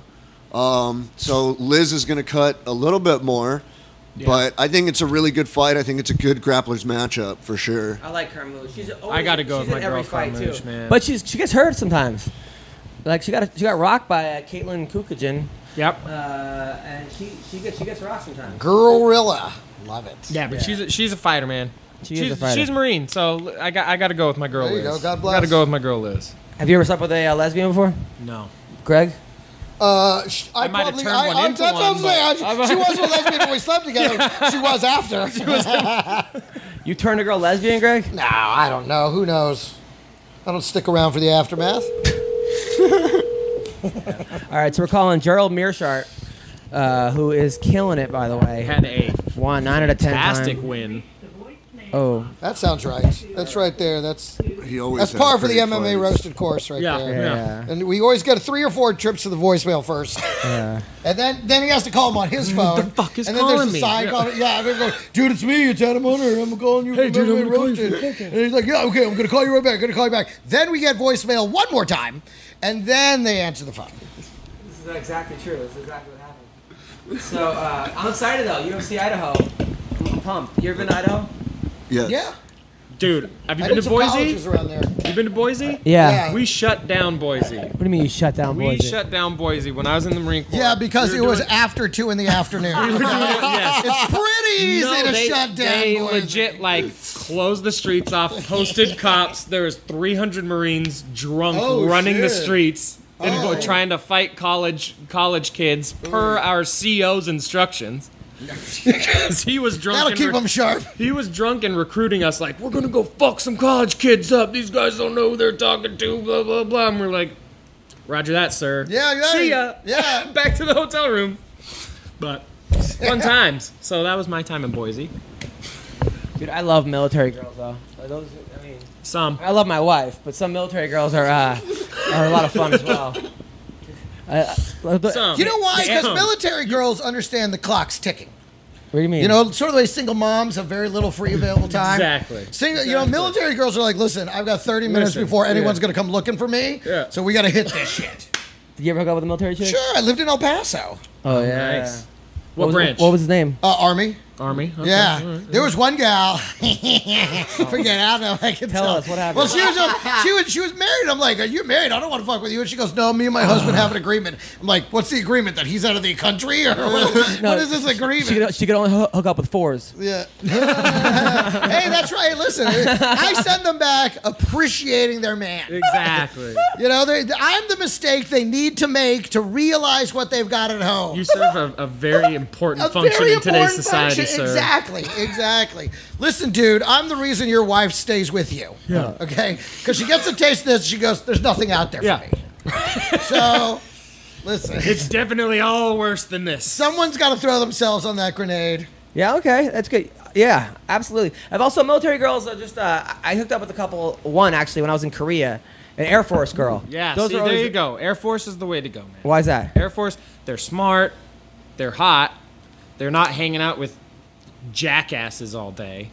Like the Air Force is a little step above. So how? See, Like you're hanging out with fucking Marines, like you don't want a girl who's in the Marines. Why? Because like Marines are Just a little disgusting. mannish, little mannish, Yeah, we're yeah. disgusting and we're perverted and we're assholes. Like you don't want to fuck that girl. I used to write a joke about how like I did. No, actually, that girl actually, fucks you. Exactly. I actually did it over. and you don't want that. I actually did it overseas. I might like it. Yeah, maybe I do it. I did it overseas. I said if my daughter's a 7, I'm gonna send her to the military because she'll be a 10.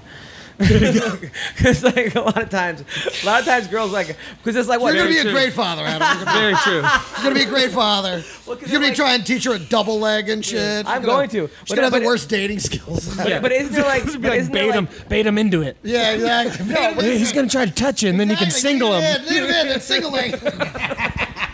well, first of all, I'm gonna know what every guy is looking for in my daughters. I'm gonna warn her.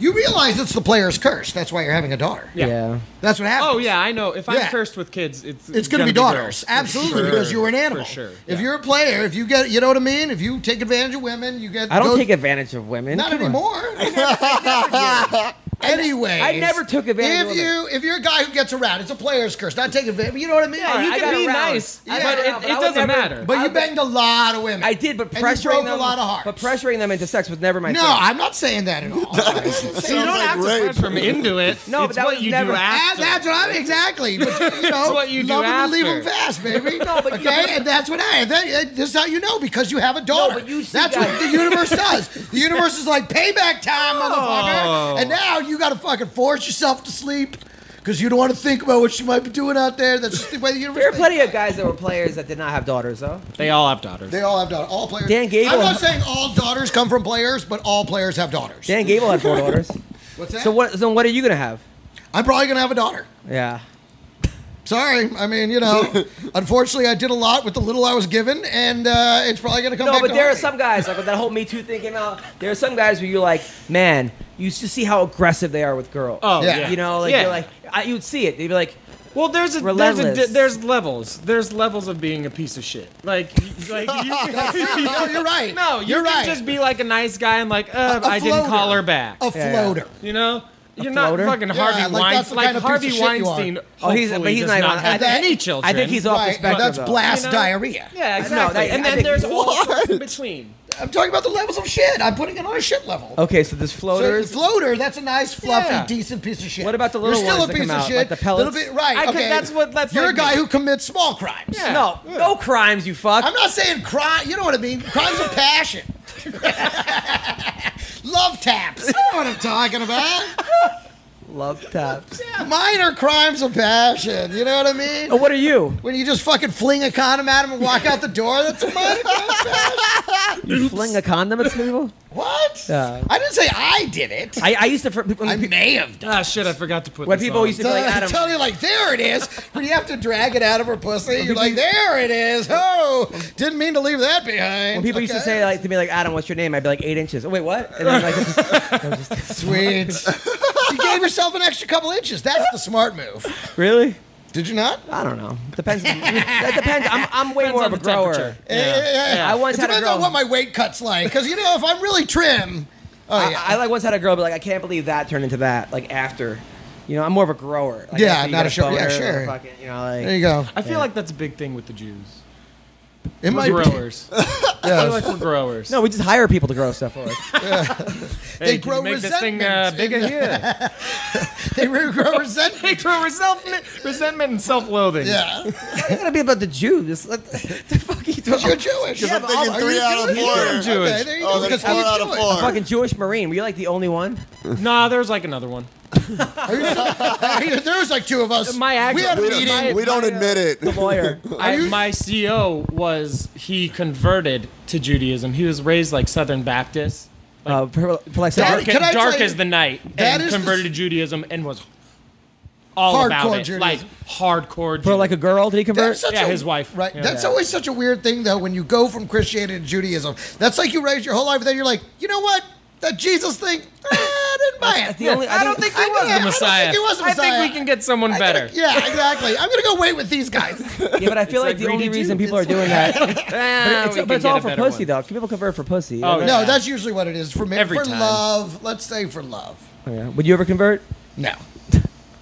I couldn't do it. You know what I mean? Like you believe what you're raised to believe, and you can't help it sometimes. CB, what's your You fiance? either She's not- forget it, or you stick. Right, she's- and that's the thing. Like, I think I would be more, I would be more apt to call it mythology and dump the whole thing before I would just say, no, I want to accept this half and not that half now. Right. So She's not Jewish, but my fiance is not Jewish, but we even talked, and I was like, you know, I don't need you to convert. Like, it's not going to be a gigantic thing. It's not a big deal to me. We can raise the kids Jewish, but you don't. Now, if have to. Connor, I mean, yeah, look at all your tattoos. I mean, you're Jewish by finances only.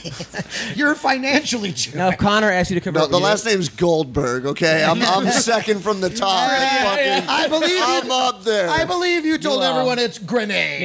Meanwhile, he like on his Facebook page, it used to be like Connor Champ Gold. Now it's what is it? CB the Groom Gold. He went from Connor to the groom. Good for you. Well, I am Shows getting married. growth, Yeah. Here's what's funny is we're sitting here with 3 Jewish people and 1 Mexican, but the Mexican I think looks more Jewish. Oh yeah. I was gonna say, dude, when we were 3 talking of about the Jews, I said someone 4 for 4, and didn't realize you're not a fucking Jew. Mexican And motherfucker. works the most in show business. Orale! Now if Connor asked you to convert, would you do it?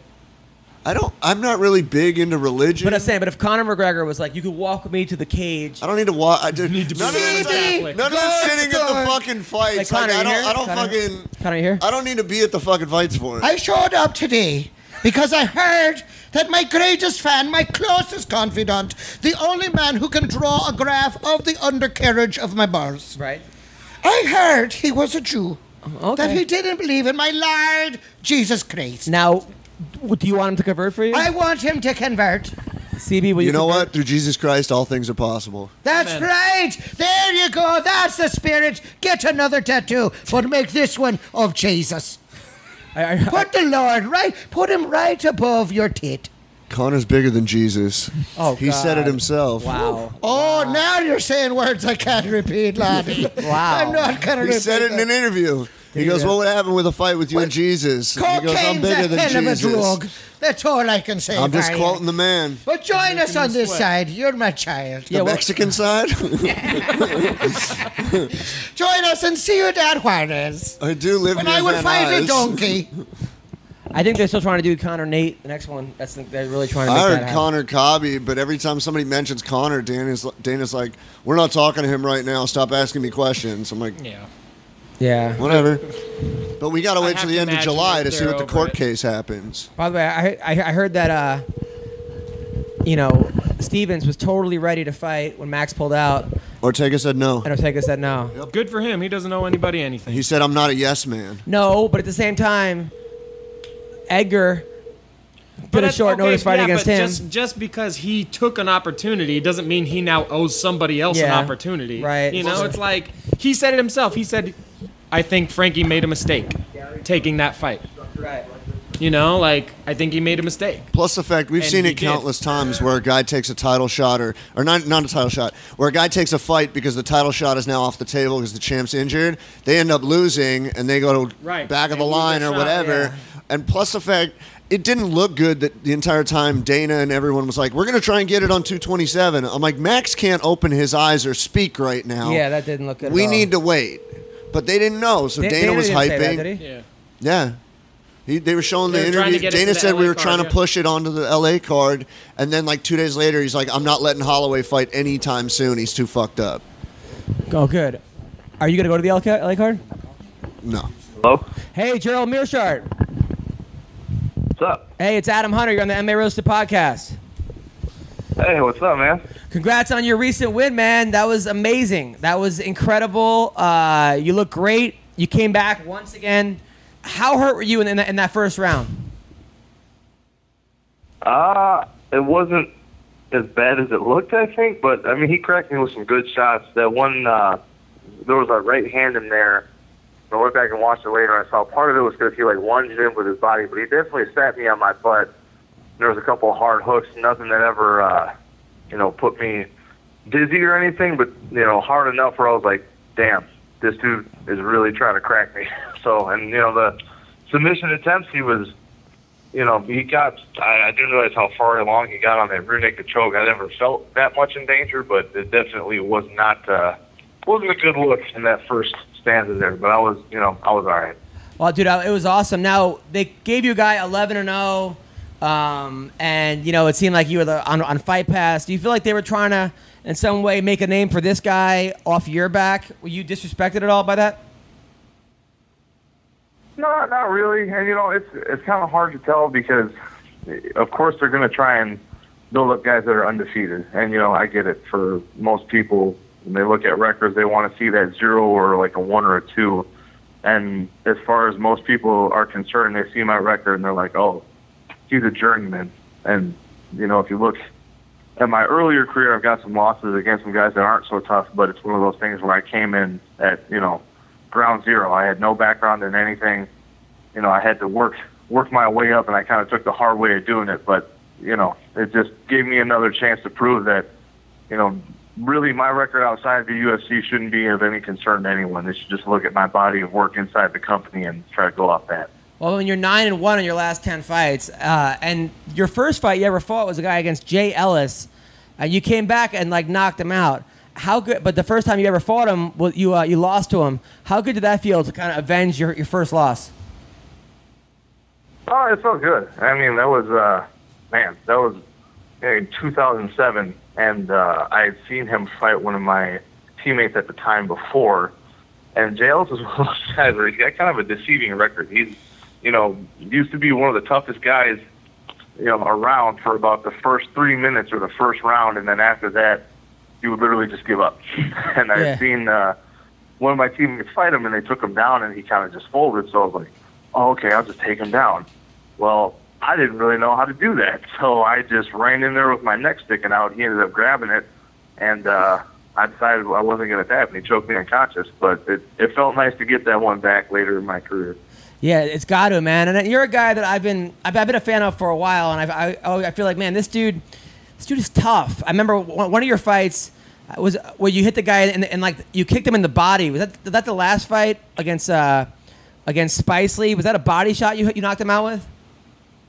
Yeah, I hit. That was the last tough finale. Actually, it was in December 1st, I believe. Yeah, that was insane because that another fight where you came back from behind, right? Yeah, well, in that one, I didn't really take.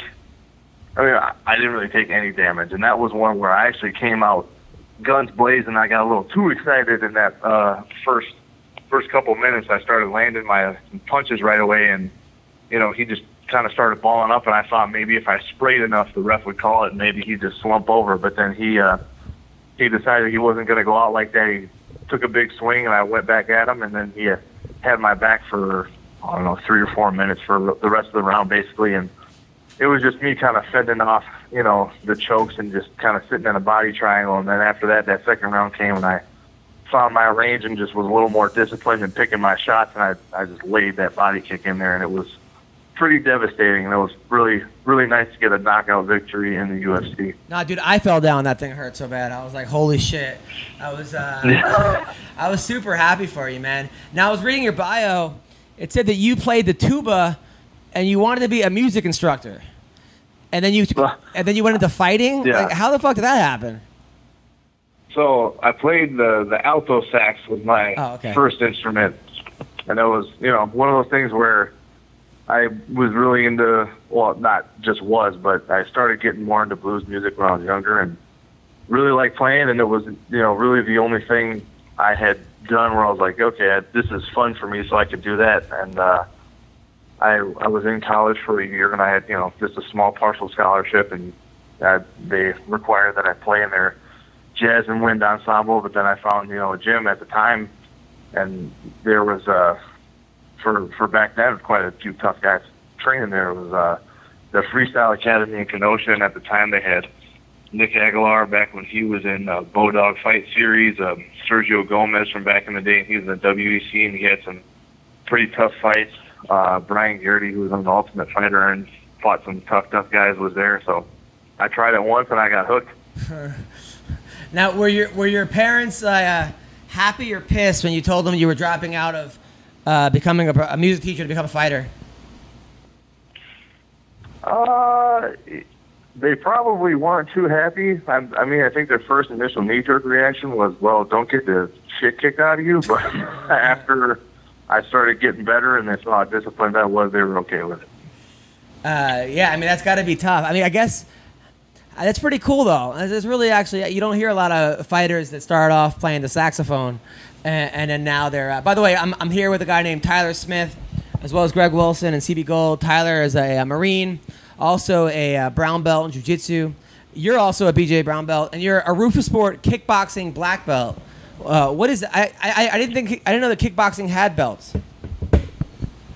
Well, that was one of those things where, traditionally kickboxing, Muay Thai, any of that stuff, it doesn't really have belts. Back in the day when they had like the PKA and stuff like that, the kickboxing, when Duke Rufus was doing it probably back in the 90s, where they had the 6-kick must system and everything above the waist.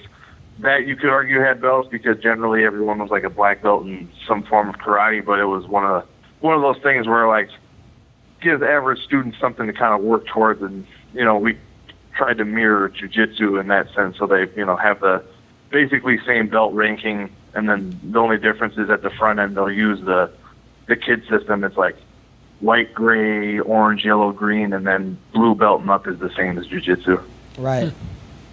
Yeah, I've noticed a lot of gyms do like their own striking system rankings. Like Dynamics has one with Anthony Hardonk, and sounds like Duke has one. So yeah, that's pretty cool. Now, how did you do when Askren was over at the gym? Were you and Ben tight? Oh yeah, no, I'm still cool with Ben. I'll still talk to him. I actually I'll help coach youth wrestling at his brother's AWA school in Mequon a couple days a week when I don't have fights coming up. So I got back to doing that yesterday. It was a lot of fun. Nice. Now, did you ever like take down Ben and just fuck him up in wrestling? I've gotten some takedowns on him. They're Nice. few and far between, but he's such a damn competitor, man. Like I got to take him down and pin him to the ground for about 10 seconds. Where it'd probably be 2 and some exposure for any other reffing system. He'll be sitting there squirming, refusing to give up. Yeah. So again, the takedown record is probably like well over 1,000 in Ben's favor, and I probably got about 4. So when I get him, I got to earn them. Well, your gym's looking really good right now. Pettis got that big win. You got the big win. Bilal Muhammad's looking great.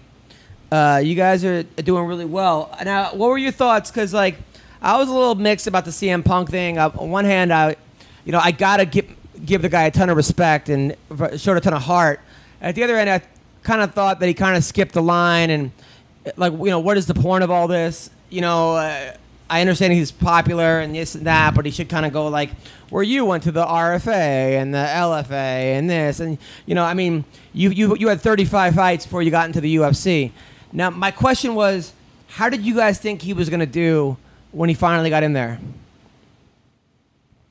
Against the guys he was going against with Mickey Gall, we knew, like, if it got to the ground, it could be dangerous because, he was already a brown belt and he was pretty tough. But, and then against it, in his last fight, he had a chance. There was a couple of times where he hurt Mike Jackson, and as much as everyone said he was kind of playing around, I think he was more just trying to, well, one, I think he didn't mind it going to decision because he didn't mind the exposure, and two, I think he realized that, man, this guy can actually hurt me, so I'm going to hang back and, like, not, give him any opportunities because, I'm sure he didn't want to be the guy that loses to CM Punk because, like you said, a lot of people had mixed feelings about it, and from the outside looking in, I understand that, and, everyone's about, oh, he's got to pay his dues and all this and that, and my whole thing was, he's not taking anybody's spot. Right. So he's only going to bring more fans and create more opportunities for other guys to come in. If it was a situation where, say they were like, okay, we're at capacity, we can only take one more guy, and they took him, then maybe, I could see it being justified, like, hey, you took a guy's spot who's been grinding for however many years, specifically for MMA to get there. But in his situation, it's like they're not taking anyone off because of him. If anything, they're going to add more people. It's going to bring more exposure. And on the other side of it, too, and, of course, only on his team we get to see this, he, for what it's worth, he put in his time. Like, when he said he was going to do it, he was in the gym every day. He had no ego about it. He was training. He was doing, everything and more that you could ask of a guy to do before a fight. And really, training a lot more than a lot of guys that I've seen that, are either in the UFC or RFA and, like, some of these lower-level fighters, because I saw plenty of people, yapping at the mouth about how it was bullshit and all this and that, but it's like, hey, first of all, dude was on his grind, and granted it was another sport, he still had to put in work, and second of all, I know a lot of y'all, some of you motherfuckers don't train that much, right, and you get away with, like, winning on pure talent, so you really have no business talking about it. But again, I understand the frustration, but I think at the end of the day, it helps everybody. Now, did you think he had a shot at winning? Yeah, I thought, the first one with Mickey, it definitely worried us because, he has such good jiu-jitsu. But that second one, I thought we had a lot better shot. And I think if he had pressed a little bit more and maybe not gone for takedowns as much, he had a shot because is his technique super pretty? Not at all. But the dude can throw some decent heat, and he'll get up in there and fight. Like, for whatever it's worth, he'll go out there and swing away. And if he could have, tried to trap Mike Jackson against the cage a little bit better and got a little more grimy in there, and maybe if he could have kept top position, maybe landed one of those double legs and started raining some ground and pound, he had a real chance of getting him. The way it went, people say like, oh, he just got toyed with. One of those things where you're kind of new to the ground. It's a lot harder to reverse the bottom or get back up than it is to keep somebody down on their back. Right. Now, as far as so you live in Wisconsin, you grew up in Wisconsin, you married, you have a girlfriend, what? I do have a girlfriend, not married though. I'm taking it nice and slow and easy because the whole fighting and having a family thing is I'm not against it, but I'm still only on my second UFC contract, so I'm not exactly having the funds right now to be supporting people other than myself, and I want to be smart about it and situate myself in such a way that I have, other revenue streams and ways to make sure I can keep getting paid and not solely rely on fighting if I'm going to have, a group of people dependent on me for, food and shelter. Nice. So what are those streams right now?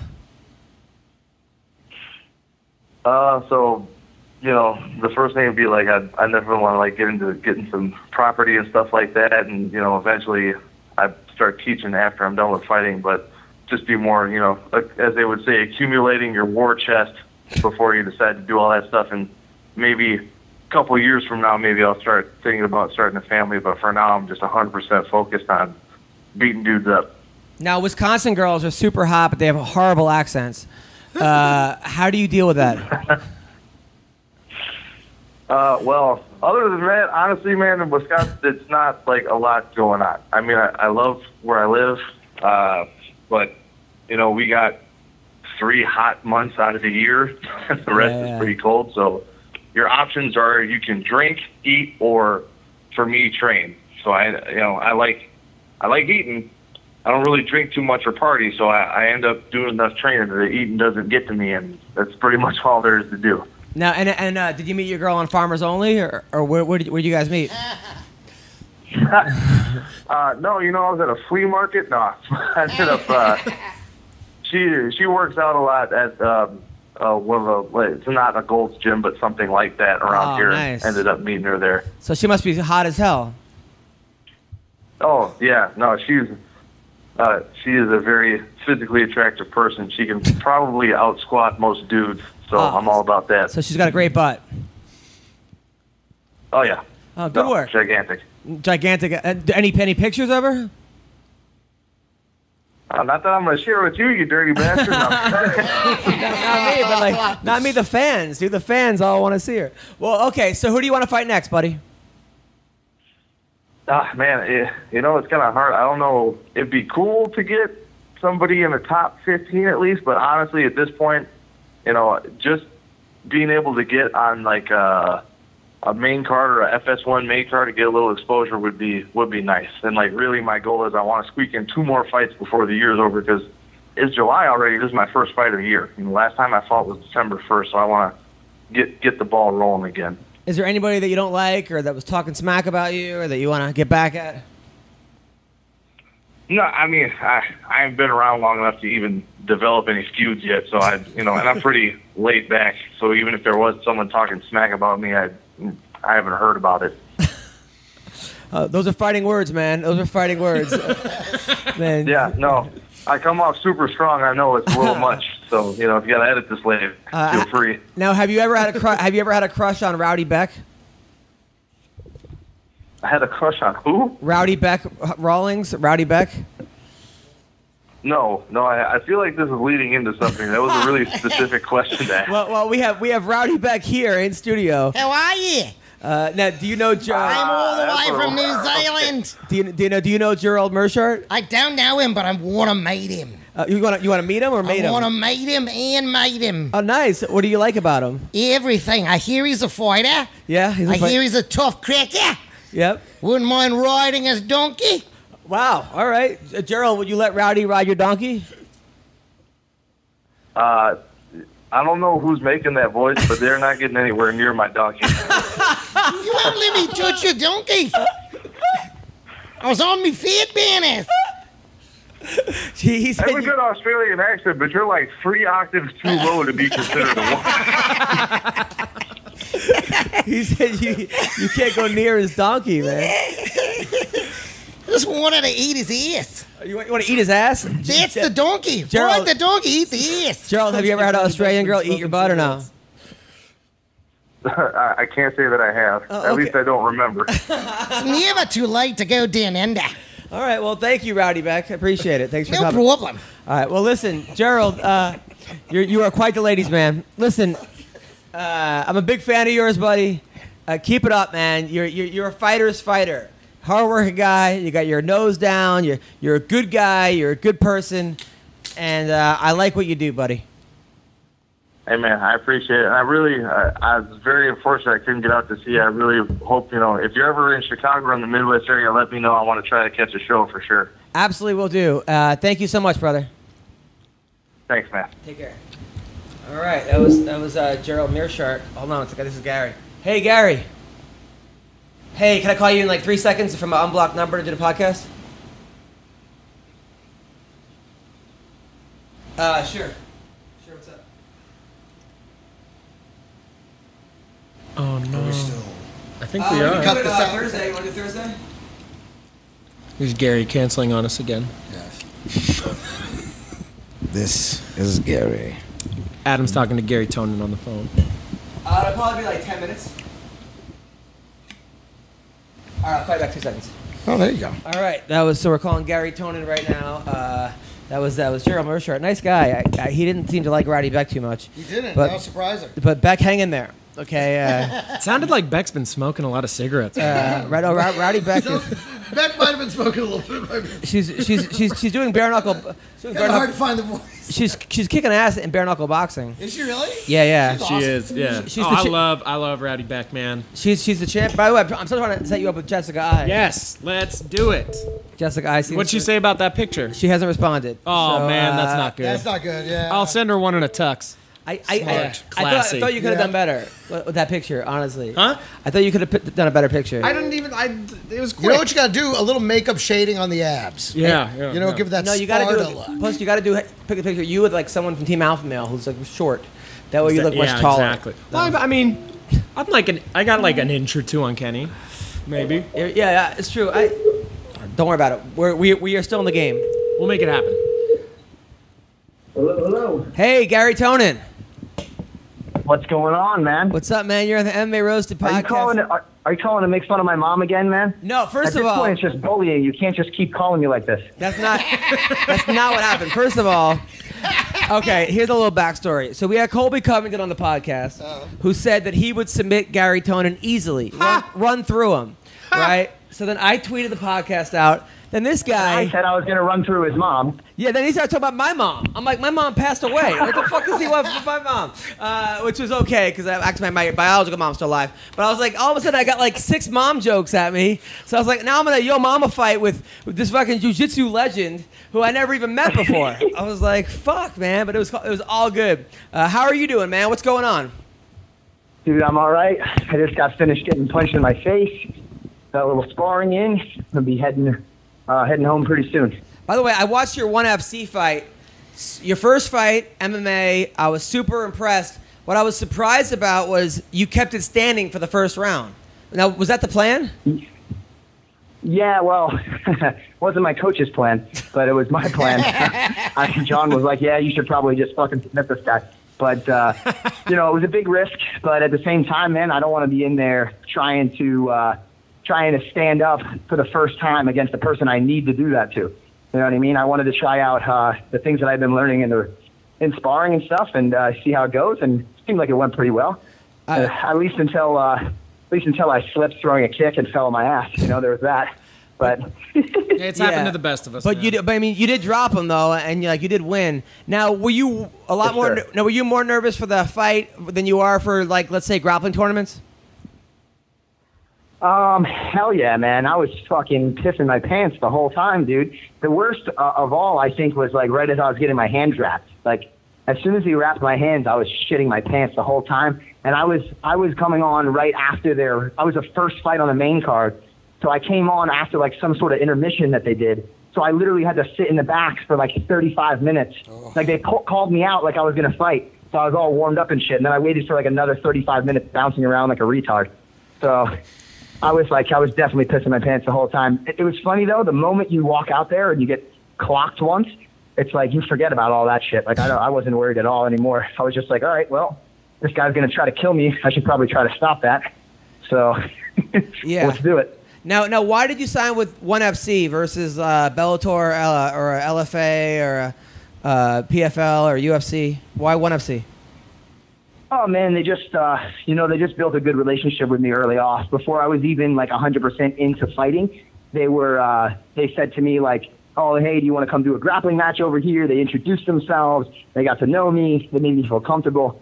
It was just I felt as though I had some sort of relationship with the organization and I could trust them. Nobody else really reached out quite like that. The only organizations that ever really contacted me were Asian organizations. I never actually made any contact with UFC or Bellator or anything like that.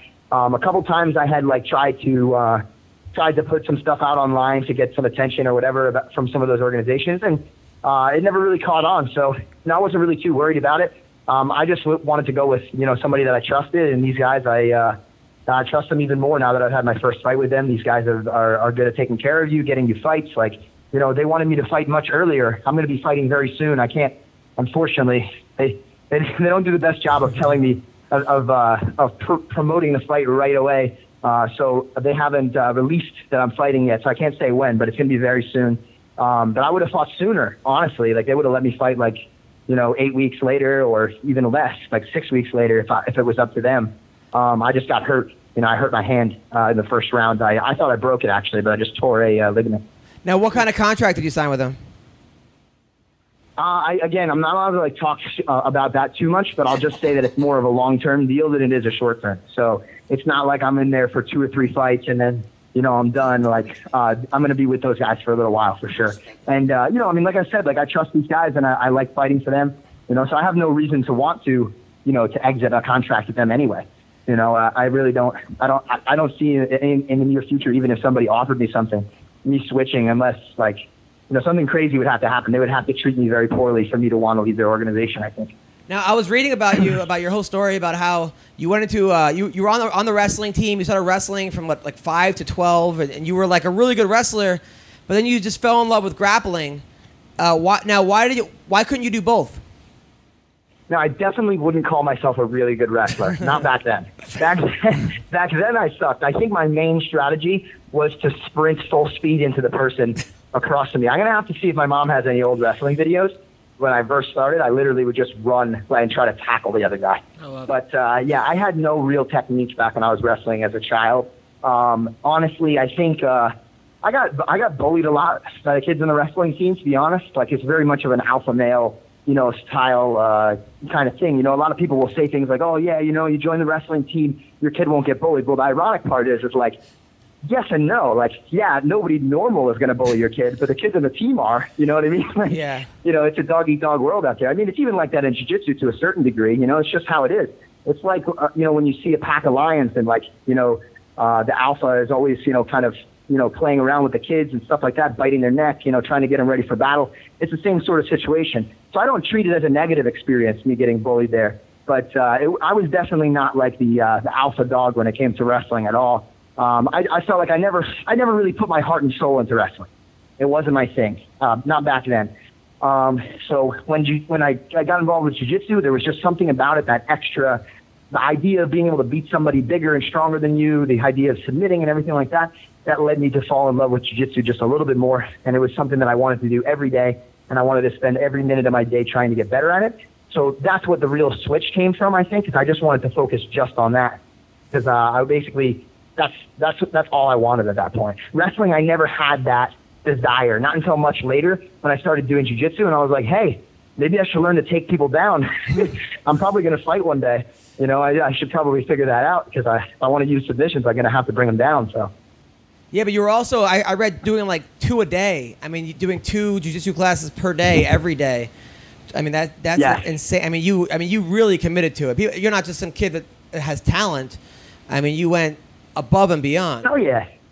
I like to call it the Disney complex. When I was a kid, I used to grow up watching Disney movies, and every fucking movie, it's like some kid picks up a lucky baseball bat or hockey stick or something, and then all of a sudden, 2 weeks later, with no practice, suddenly he's the greatest hockey player or baseball player of all time. And I used to think that way. I thought one day I was just going to find a sport that I was the man at, and I would just have to not work very hard, and that was going to be my sport. And I started to realize as I got a little bit older, when I started doing jiu-jitsu and stuff, that that's not how it works. You got to put your everything into that to become the man at whatever it is that you're doing. So that was like I said, that was the first time I dove, deep into whatever it was that I was doing. I did so many different activities, so many different sports, but I never put my all, my 100% of my life into it. I would put my 100% when I was in the practice room, but once I left, my mind was elsewhere, thinking about video games or chicks or whatever. So chicks and championships, baby. So now you're more of a, because I was doing 10th Planet and I liked it, but then I tore my ACL. I was on top. Some kid put me in a electric chair and I spun out the wrong way. My ACL was gone. So you suck, huh? I did. What? Oh, sorry. Oh, 100. That yes. sucks, man. Sorry. I 100%. Sorry to hear that. I 100% sucked. But now I'm going to Henzo Gracie. I find it a little bit better towards wrestlers for me, at least right now. Plus it's closer. Sure. It's real close. Now there still is a little bit of a Gracie EBI or Eddie Bravo rivalry, but you're not into that at all, are you? Do you partake in that at all?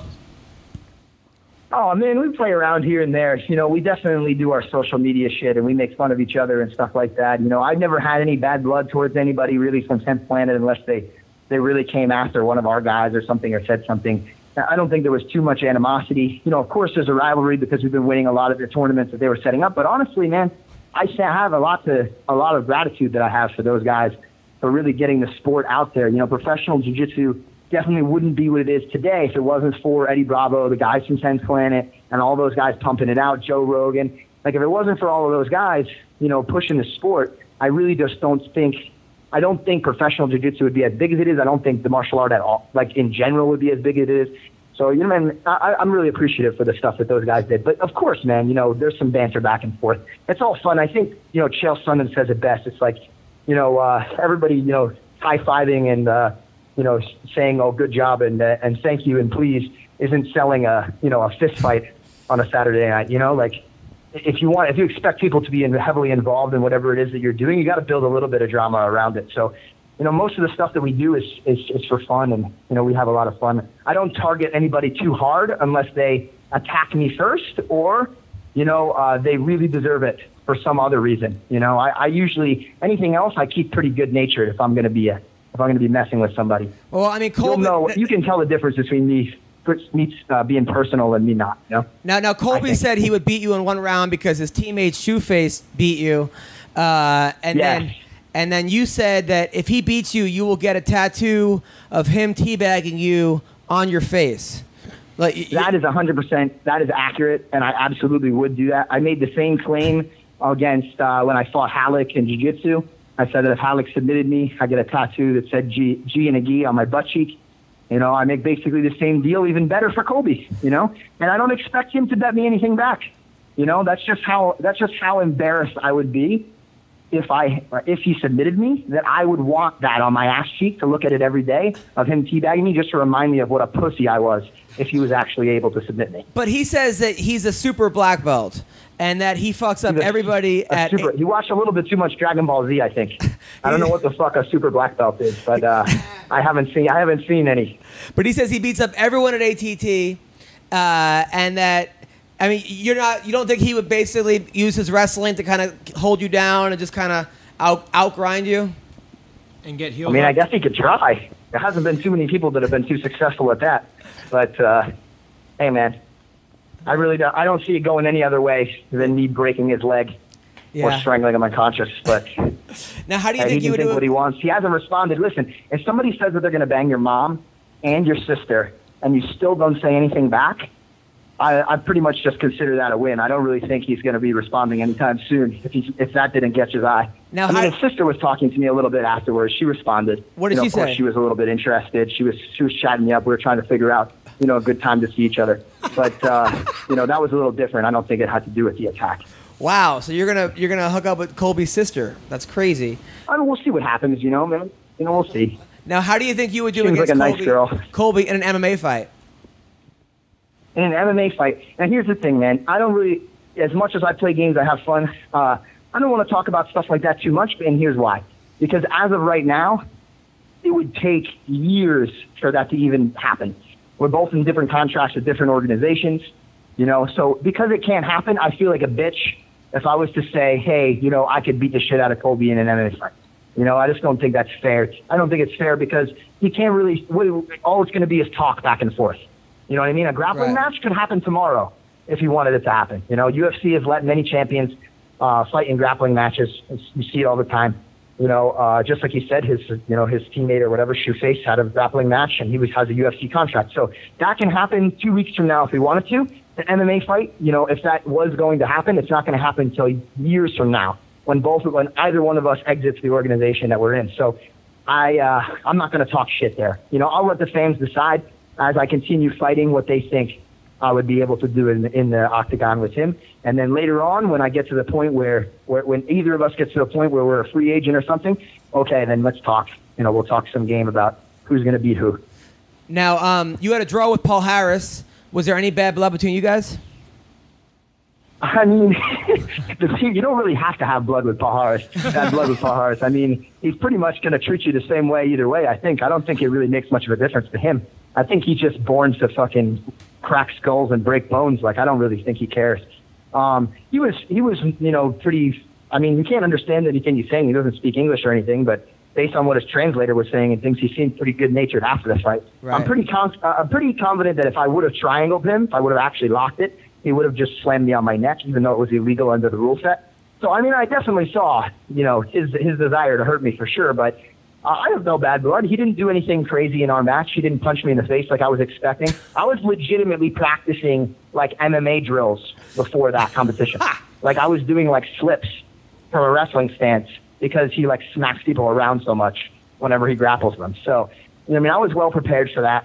I got thrown around a little bit, but for the most part, I think I was on the attack. The games I played with him leading up to that was just, I just made fun of, like, some of the crazy shit that he's done. I didn't really, like, crazy personal attack him or anything. Like I said, I kept it good nature. He never really did anything to me. So, if he did, then it'd be bad blood. But right now, not so much. Now, I think there was a little bad blood between him and Jake, though. Oh, yeah. Oh, my God. Well, I mean, the guy doesn't let go. Held the Kimura a little long after that. And I think Jake tried to throw a couple punches afterwards or some shit. Jake's a true fighter, man. He's not taking any of that shit. So of course. And then a guy that you beat, which I can't believe it. He's one of the best guys that I've ever seen, was Vinny Magalish. I mean, the fact that you beat him in grappling is insane. I mean, that's insane. I give you a lot of credit for that. Now, oh, thanks, brother. I give you a lot of credit for a lot of shit you do. Now, as far like some people say, like pulling guard in a fight is a good idea. Other people think it's a bad idea. What's your thoughts about pulling guard in an MMA fight? I'm going to show you guys how to pull guard in an MMA fight. I'm going to show you the right way to do it. We'll see. I'll see if I can make it happen in my next fight. I don't know strategically if that's what I want to do, but I'm going to show you guys how to do it. And I'll give you a hint because Paul Harris has done it the right way many times. I'll tell you right now, it's not pulling full guard. It's not pulling half guard. It's none of this crazy shit that you see some of these guys doing to try to get things to the floor. Paul Harris has a way of doing it that other people have done as well, but I think I've seen most notably he's done it the most effectively, where you can pull yourself into bottom position to try to finish a fight aggressively. That's the way to do it, So I'm going to show you guys what that looks like, and it's not going to look like me, spinning around the cage on my back and not fucking doing anything. It's going to look like an aggressive maneuver. You'll see it. So that's how you fucking pull guard if you want to. Do I think it's possible to do it in an effective way? Absolutely. Absolutely, but not the way that you see most of these guys doing it. They don't know how to do it. Now, are there any jiu-jitsu groupies, like hot chicks that are into? Because when I usually watch tournaments, it's 97 guys in the crowd with cauliflower ear and like one chick. Are there any hot grappling groupies? Yeah, I mean, some of the dudes that follow me around, they're pretty good looking, I guess. But no,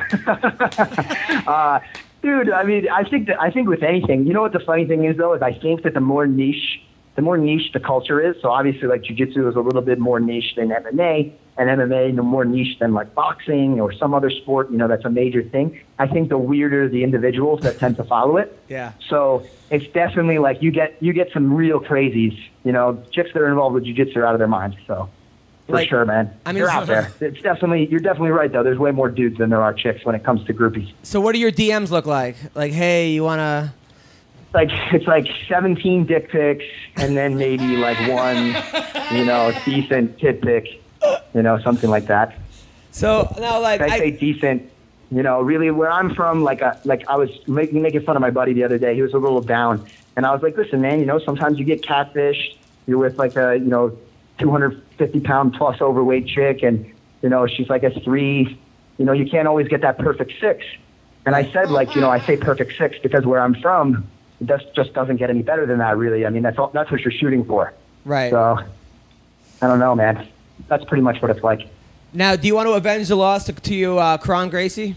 Are you looking to avenge that? Man, I've been trying to do that forever. Forever, we've been trying to get this match with Kron. I'd fight him in MMA. I would, I say I would fight him, and I say I would, and I don't talk about me and Colby because I think it's realistic. I don't know. To my knowledge, I don't think he's currently locked down by anybody in the MMA world, or if he is, it's not for a crazy long-term thing. So I'll openly say, 100% take an MMA fight with him any day. Same thing with a grappling match. I've been saying this for years. At this point, I don't really say much about it too much. Every couple of years, I get pissed off because somebody antagonizes me about it. and I'll post something on social media. But at this point, I'm like the dude who's trying to ask out the same chick to the prom every single day, and she just says no. So, I'm not going to be that loser, man. I just, hey, it is what it is. He beat me once. If he doesn't want to, give me the rematch, it is what it is. That's his right. He doesn't have to do shit. He beat me before, so I'm open to it any day, though. What are your thoughts on Dylan Dennis? My thoughts on Dylan Dennis, man. We've had our matches and shit. We fought each other twice. I took home the win twice, one submission, and one just a decision. So, as far as I'm concerned, we don't really have anything. I don't have any concerns about him. He's getting involved in mixed martial arts. Same sort of thing. We're in two completely different organizations. I don't see us fighting anytime soon. But, I definitely have a fight with him, too. We're kind of in different weight classes, but, I'm definitely willing to. We're both relatively new, relatively similar records. So, that's definitely realistic. I'll see you later, guys. That's definitely realistic. So I'm down for that. I don't have too much bad blood, though. I just think he does some dorky-ass shit on social media sometimes. But, we play a little bit around with that stuff. But I'm not worried about it. Best of luck with him in his MMA career. I think he's gonna showcase some grappling for a little while, hoping that he picks up on the striking skills so that he makes grappling look as good as it can. All right, and finally, so I'm a 40-year-old guy about to have a baby in 2 weeks. I was a stud wrestler back in the day. I was a 4-time New England champ. Hey, and now I'm coming back. Just real quick, I just wanted to wish you luck with the baby and hope that it doesn't look anything like you, man. Oh, thank you. I appreciate that. I hope it comes out looking different. You never know with genetics and everything. It could. You mean you hope it looks like some other dude? I mean, the best case scenario is it comes out black, right? Yeah, of course. You're such what a sweet guy. Now, I was gonna say, do you have any advice as far as jiu-jitsu goes for me? Because I've been doing it like once a week, twice a week. I want to get better. I like it. I got a good wrestling base. But what advice would you give to someone like me?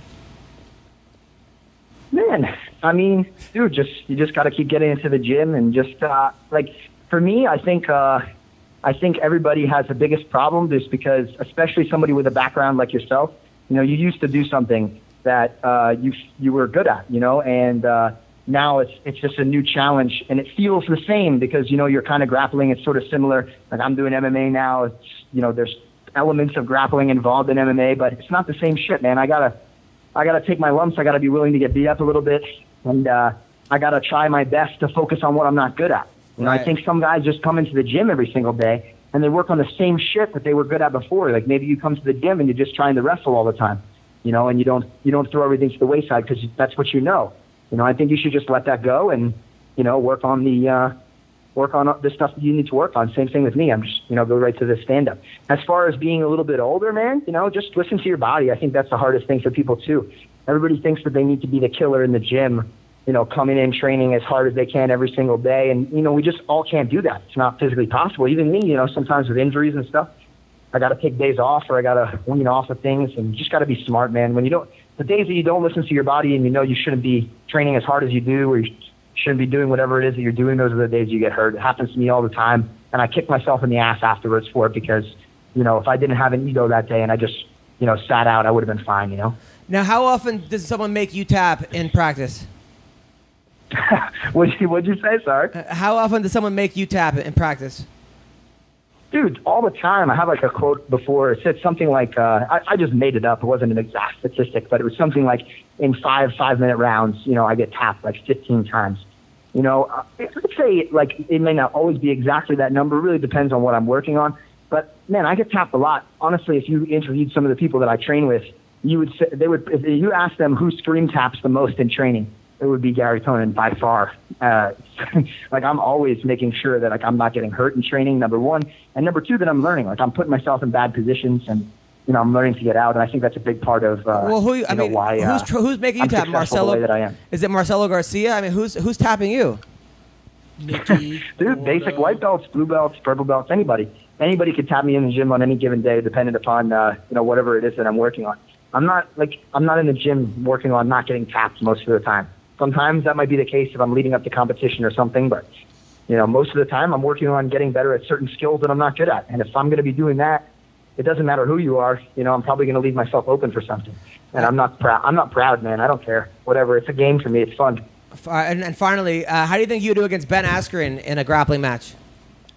Oh, dude, see, that's another one which, is appealing to me. I think that grappling match could definitely happen too. I'm sure ONE FC would love to put that on. So any day, I think I'd do very well. I just think he's an excellent grappler. I just don't think the submission element's going to match up. I just think I have much greater capacity to submit somebody than Ben does. But it'll still be a tough fight. He's definitely a bigger opponent, and he's got a lot of years of a different style of grappling. So that would be great. And who knows, man? Maybe one day. I don't know. How his retirement's going to go. If he's going to stay retired or whatever. Maybe one day if I am able to win the belt in ONE FC or something, they might be able to bring him back. If I was able to win multiple belts or something, have a little super fight in their organization. Who knows? I would love to do something like that. But dude, I definitely respect, and I'm looking forward. Hopefully, one day I'll get an opportunity to face him. If not, I hope he fights sometime in the near future. And I get to watch because I enjoy watching that guy. I love it. Well, Gary, thanks for coming on the podcast. I'm a big fan. Keep it up, man. Yes, sir. Thanks so much, guys. Take care, brother. Yep. All right. That was Gary Tonin. Dude, that kid's fucking hilarious, man. He is, right? That kid is fucking funny, man. Yeah. His online presence is bigger than life. Is it really? It's a pretty gem. Yeah, he just talks shit about everybody. Dude, he's hilarious. Yeah. And the crazy thing is, most people don't know who he is. Yeah. It's like he's one of the best jiu-jitsu players in the world. And people like, Gary who? Like, it's just one of those names. The Greg Wilson. I mean, like you asked him about Dylan Danis, and it was the same kind of shit until Dylan joined the Connor crew and started fighting MMA. One of the best jiu-jitsu players in the world. Nobody ever fucking heard of him. I think Gary's a level higher than Dylan, though. Right? No, but that's what I'm saying. Like there's so many people that do not pay attention to like the jiu-jitsu scene. Jiu-jitsu scene is a very niche scene. He's right. I mean, I think it should be bigger. Like though. I know who those guys are because I do it. I know. Every day. I hate to say it though, man. Until they figure out a better way to do it, like even the EBIs, I try watching that shit, and it's just the EBI is getting close. The EBI is getting close, but it's also it's kind of not boring, but like a lot of times I don't know how they're even scoring. I mean, even the submission only, you're watching it for 12, 13, 15 minutes, and when you're used to MMA, it's one thing if there was no MMA, but when you're used to that, it's hard. Even college wrestling. But it's 6 minutes. Yeah. And it's points. Well, and they're exactly like there's a clear rule set of 2 points for a takedown. Yeah. You don't have that in traditional jiu-jitsu you do, but then it's nobody wants to watch gi jiu-jitsu where guys are winning by advantage. And yeah, exactly. Hey, listen, I feel that way when I watch kickboxing, which is very exciting, but there's a point where I'm like, take him down! Yeah.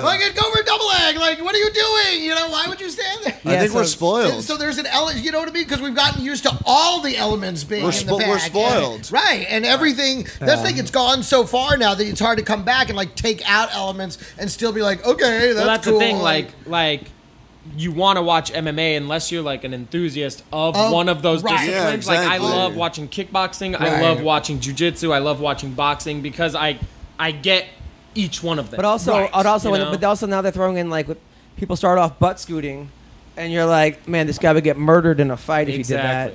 And it's sort of so that's why they brought in the combat jiu-jitsu with the even slap. That, so if you want to butt scoot, the guy standing above you is going to slap the shit out of you. You can knock somebody out with slaps, man. I think it's what I said. We're really spoiled because when we were growing up, and I know I'm the youngest one here, but when we were growing up, boxing was completely separate. Yeah, you look the oldest. Whatever. Boxing was separate. You didn't see wrestling except in the Olympics. And then all of a sudden, MMA brings everything together. And when you're watching boxing, you're take him down. But now they want to jiu-jitsu, punch him in the face. I've ever seen in my life. I haven't actually watched any of it yet, but I really want to see it. But I'm afraid I'm gonna like it. It's pretty cool. And Rowdy it. Beck is. She just advertised that she's on one of the upcoming events again. Good for her. Good for you, Rowdy. Also, random thing I found out that might be up your alley. Darren Elkins is almost a plus 300 for this fight over the weekend. But you never bet against those Dagestani guys too. I know. I saw it and I was like, okay, that's pretty cool. He's a big underdog. I put some money on Darren Elkins. Yeah, there. Plus 300. He's like a underdog? He's the underdog, plus 285 right now. Oh, he's the underdog? Yeah, he's plus 285 right now. Well, that guy gets no respect. You know what? No respect could make you some money. What? He's the new Dangerfield. You man. don't encourage him to put money on it. It's going to ruin your bets. Yeah, seriously. Okay? And the other thing, I'll just bet the did you opposite. guys Sterling, whatever he does, do the exact opposite. Because that's the thing. He's right anytime he doesn't put money on it. He's right. And the second he puts money on it, it all goes screwy. I feel like telling people, whatever I tell you, put money on it, and I'll split with you. Because or just listen to Greg and go the complete opposite no, direction. the worst is when I parlay it and my first guy loses, and then I'm rooting for my next 5 to lose. Right, because you're like, fuck this parlay. Well, because I don't want because then I'll be kicking myself the whole time. Exactly. It's the worst. All right, what do you got coming up, Greg? This Saturday, of course, Haha Cafe for the Down and Dirty Show at 10:30. That's like my new weekly show over there. So join me Saturdays late night, except when I'm on the road. Later this month, I'll be at Laughs Unlimited in Sacramento. I think that's like the 25th they headlining and you? 27th. Yeah. Good. And then I wouldn't be back if they weren't. But no, they're great people out there. I'm really looking forward to it. It's my first time going up to Sacramento. And then right after that, I'll be at the LA where you just came from at the Stratosphere Casino in Las Vegas. Nice. So that'll be fun. You could go to Alpha Male in Sacramento and be the biggest guy there. Okay. Dude. You know I'm not going to. Yeah, join their grappling. You're not going to go try Yeah. and molest Uriah Faber's chin? No, that's your style, bro. No. CB's already there right now. Yeah, you have not. This is a hologram. I'm like Tupac. I'm a hologram now. I'm graphing everywhere. What do you got coming up? I got the tattoo shop, Graffiti Palace Tattoo, 4427 Lancashire Boulevard, North Hollywood. Mention MMA Roasted. We'll get you 10% off your tattoo. Consultations are free. Just That's a big deal. 10%? Well, he doesn't really work there. It seems like, you know. Other than that, I'll be at LFA in Cabazon next Friday. When people come in and they go, I want a tattoo, do they point to you and go, not like that? Or No, no, because my business partner and our main tattoo artist is the only man to ever tattoo you have me, amazing so. tattoos, and then you have like the Joker saying ha ha ha everywhere. Well, I was going to get damaged across my neck, but he wouldn't do it. Can I ask you something seriously? It's not going to be serious at all, though. It's It won't be totally serious. serious. I promise you it won't be Kinda serious. serious. Yeah. Did you expect to live this long? Honestly, I thought I was going to die by 35, There so I you got go. 2 more years to go. I get it. But yeah, Wait, you were gonna get damaged on your neck and they wouldn't do it? yeah, my boy wouldn't tattoo my neck. He also wouldn't tattoo my fingers. Or are you gonna do your fingers? Because he wanted you to be able to get a job. What job am I ever getting? Let's be realistic. The one where you wear sleeves and pants all I've been day. here That for one. 2.5 years, and what job do I fucking have? No, I'm just saying he had hopes you might have a job. I what don't happened think to so. the- I thought Nobody has hopes I have a thought you were job. gonna be a dog trainer. What happened to that job? It's on the back burner right now. She's How very, many very times busy. a week do people try to score heroin from you? Not as much as I would like. It seems like it'd be pretty frequent. I feel like it'd be a profitable Wait, business. the dog trainer. What happened? You said you were gonna be a If you dog got the trainer. What hair. happened? Yeah, she's very, very busy. She doesn't have time to train. She's working with a She bunch can't train you. No. Oh, train the dogs. No, she can't train me. Oh, but she can train the dog. Wait a minute. Your trainer is a dog trainer? Like you go to the gym and work out like a dog? No. She needed Does she it. have you jump through little hoops It's and one of like my go- run up tiny stairs and back down tiny You know I stairs? can't run Only upstairs. You just saw me smoking a cigarette outside. I can barely walk up his He's fucking like- stairs. He just runs in a circle and hopes someone goes 3, 2, 1 in that order. I'm gassing out She throws thinking him- about she- stairs. She throws him treats when he does well. Like totally. It's Wait, like, no. how was your training session? Wait, weren't you gonna be a dog trainer? So my mom's friend, who's one of the premier dog trainers in LA, Yeah. wanted an assistant, and she was going to train me to okay. do it to expand her boundaries of like where she would go and where she would train because she lives in Eagle Rock, so Right. it's far. But she got very busy. And she's doing a lot of different things right She now, couldn't and she train you, doesn't have train time dogs. to train me. No. So for right now, it's on the back burner. But shop's doing well, and I got a lot of events I'm going to be at coming up. A Can we lot of videotape MMA you stuff. training dogs? I trained my older dog Chanel at home. To do what? Nothing? Anybody train her with to do peanut butter tricks. could train her to do what you No, train her I to train her to do To tricks. get autographs of other dogs. No, that's what I'm going to bring my fiance at LFA She runs for. up with a pen in her mouth. Dude, that'd be awesome, And man. just drops it with some paper. Just- Yeah, but how awesome would that actually It'd be? actually be awesome. That'd be That pretty would be fucking pretty good. cool. That would A be dog pretty walks rad. by. All of a sudden, No, it'd be like- this dog hops out of the bushes, like for you. No, you remember when you like? No, you know when you like? Like, what is it, boy? What is it? Is there a fire? What is it? Is a child in a well?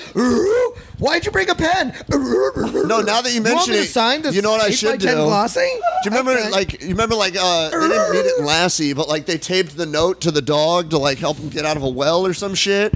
Like I'm gonna tape an 11x14 of a fighter and go over there. She runs over there. The marker's in her mouth. You know, sign CB, it and you come know the back. UFC banned CB from the hotel? They banned all graphers. UFC has all graphers. Yeah. Name CB. I was gonna say. That's why I have multiple names and I keep dyeing my hair so they don't notice. Unfortunately, the tattoos are a dead giveaway. So Tyler, what do you? You got long sleeves. Tyler, what do you have coming up? Just teaching.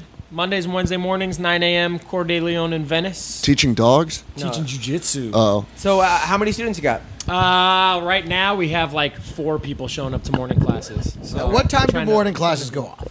9:15. Too early for you. 19. That's not bad. Hour and 10 minutes. Usually we try to get like 10 minutes of rolling at the end. Okay.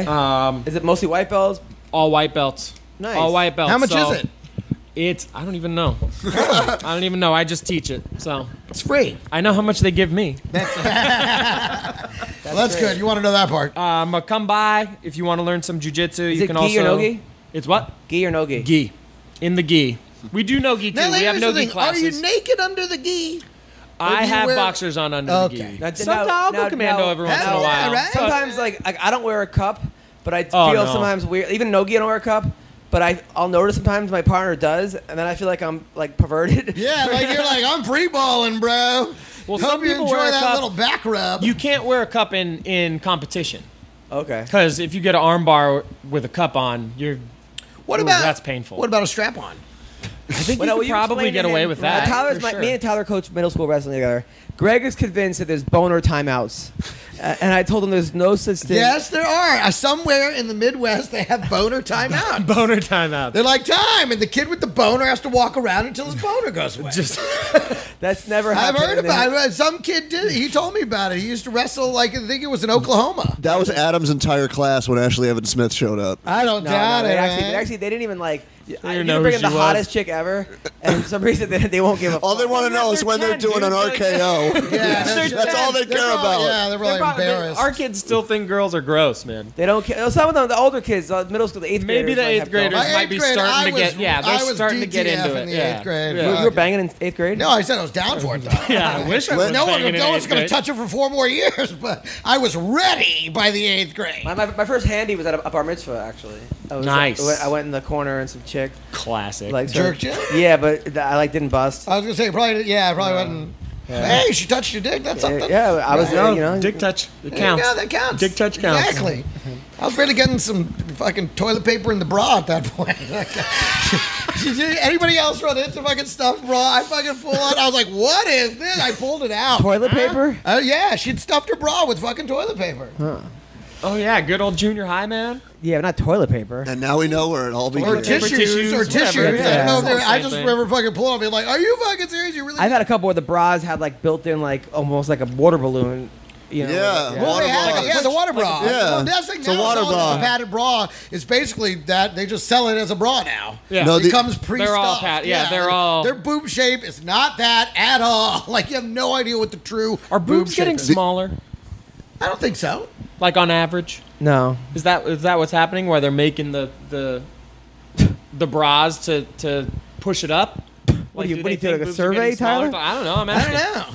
know. I don't think so. My experience. I don't know. I've seen the one where girls will put on like 3 bras at a time when they have no tits. Oh, yeah, I've seen that And just too. like That's stack them weird. up, and you're like, what the fuck? Is this like one of those clown tricks where you just I just keep pulling remember the when ribbon? like, when Have I, you run into that in I remember real when like Oh yeah. I I remember when like Yeah. I remember when you were like excited about fake tits. Now you get excited about real tits. Yeah. You're like, Yeah. oh wow, what do these feel like? Real? Yes. Oh my god! I think I had like a string of like 10 fake boobs in a row. The fake ass Yes, fucks me but up. you dated. Leave the whores. strip club. The fake ass fucks you up though. It feels like a tennis ball. I can honestly say I've never been with a girl with a fake ass. Thank God. I've neither. I don't think. I don't think I know what to do. I think I'd be like, "What the fuck is happening? Do you have cancer?" I'd be like, "You got a lump right here. You have a hard cystic lump right here, and then she would have to explain, and then I'd just leave. Yeah. No, you It'd be wouldn't. weird.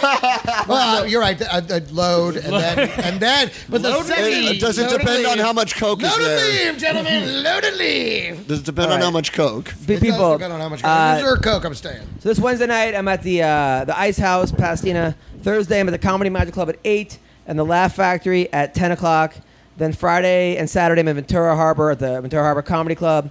Next Wednesday to Sunday in Myrtle Beach, South Carolina. I think I'm going to the Montreal Comedy Festival in Montreal. You think, maybe. Depending on some circumstances. Late August, I'm at the Blue Room Comedy Club in Springfield, Illinois. Then September 6th to the 10th, I'm in Chattanooga at the Comedy Catch. And then in Rochester, September 30th, the 20th to the 22nd with Jeremy Piven. And then at the end of September, I am in New Westminster, British Columbia at Laugh Lines Comedy Club. And then in October, I'm in Des Moines. So listen, people, October 6th, 7th, and 8th. Where are you in 2020? Thank you. Probably Here still- with the baby. Oh, that baby ain't holding him down. Well, we'll see. Listen, people. If you're on Amazon.com, if you order off Amazon, go to AdamHunter.com first. Click on the Amazon banner, and then order whatever you want. I get some cash out of that, and it helps me. And it doesn't even actually just takes you another Keeps click. the podcast going. It keeps So, the yeah, podcast going, exactly. people. We'll have new More MMA. purchases, more shows. We'll have new MMA Roasted T-shirts on the available really soon. Actually, this week Once I bring them over. on the website. So buy them. Thanks a lot for coming on the show. Everyone who came on, Gerald Meerschaert as well as Gary Tonin, and you guys take care. Bye.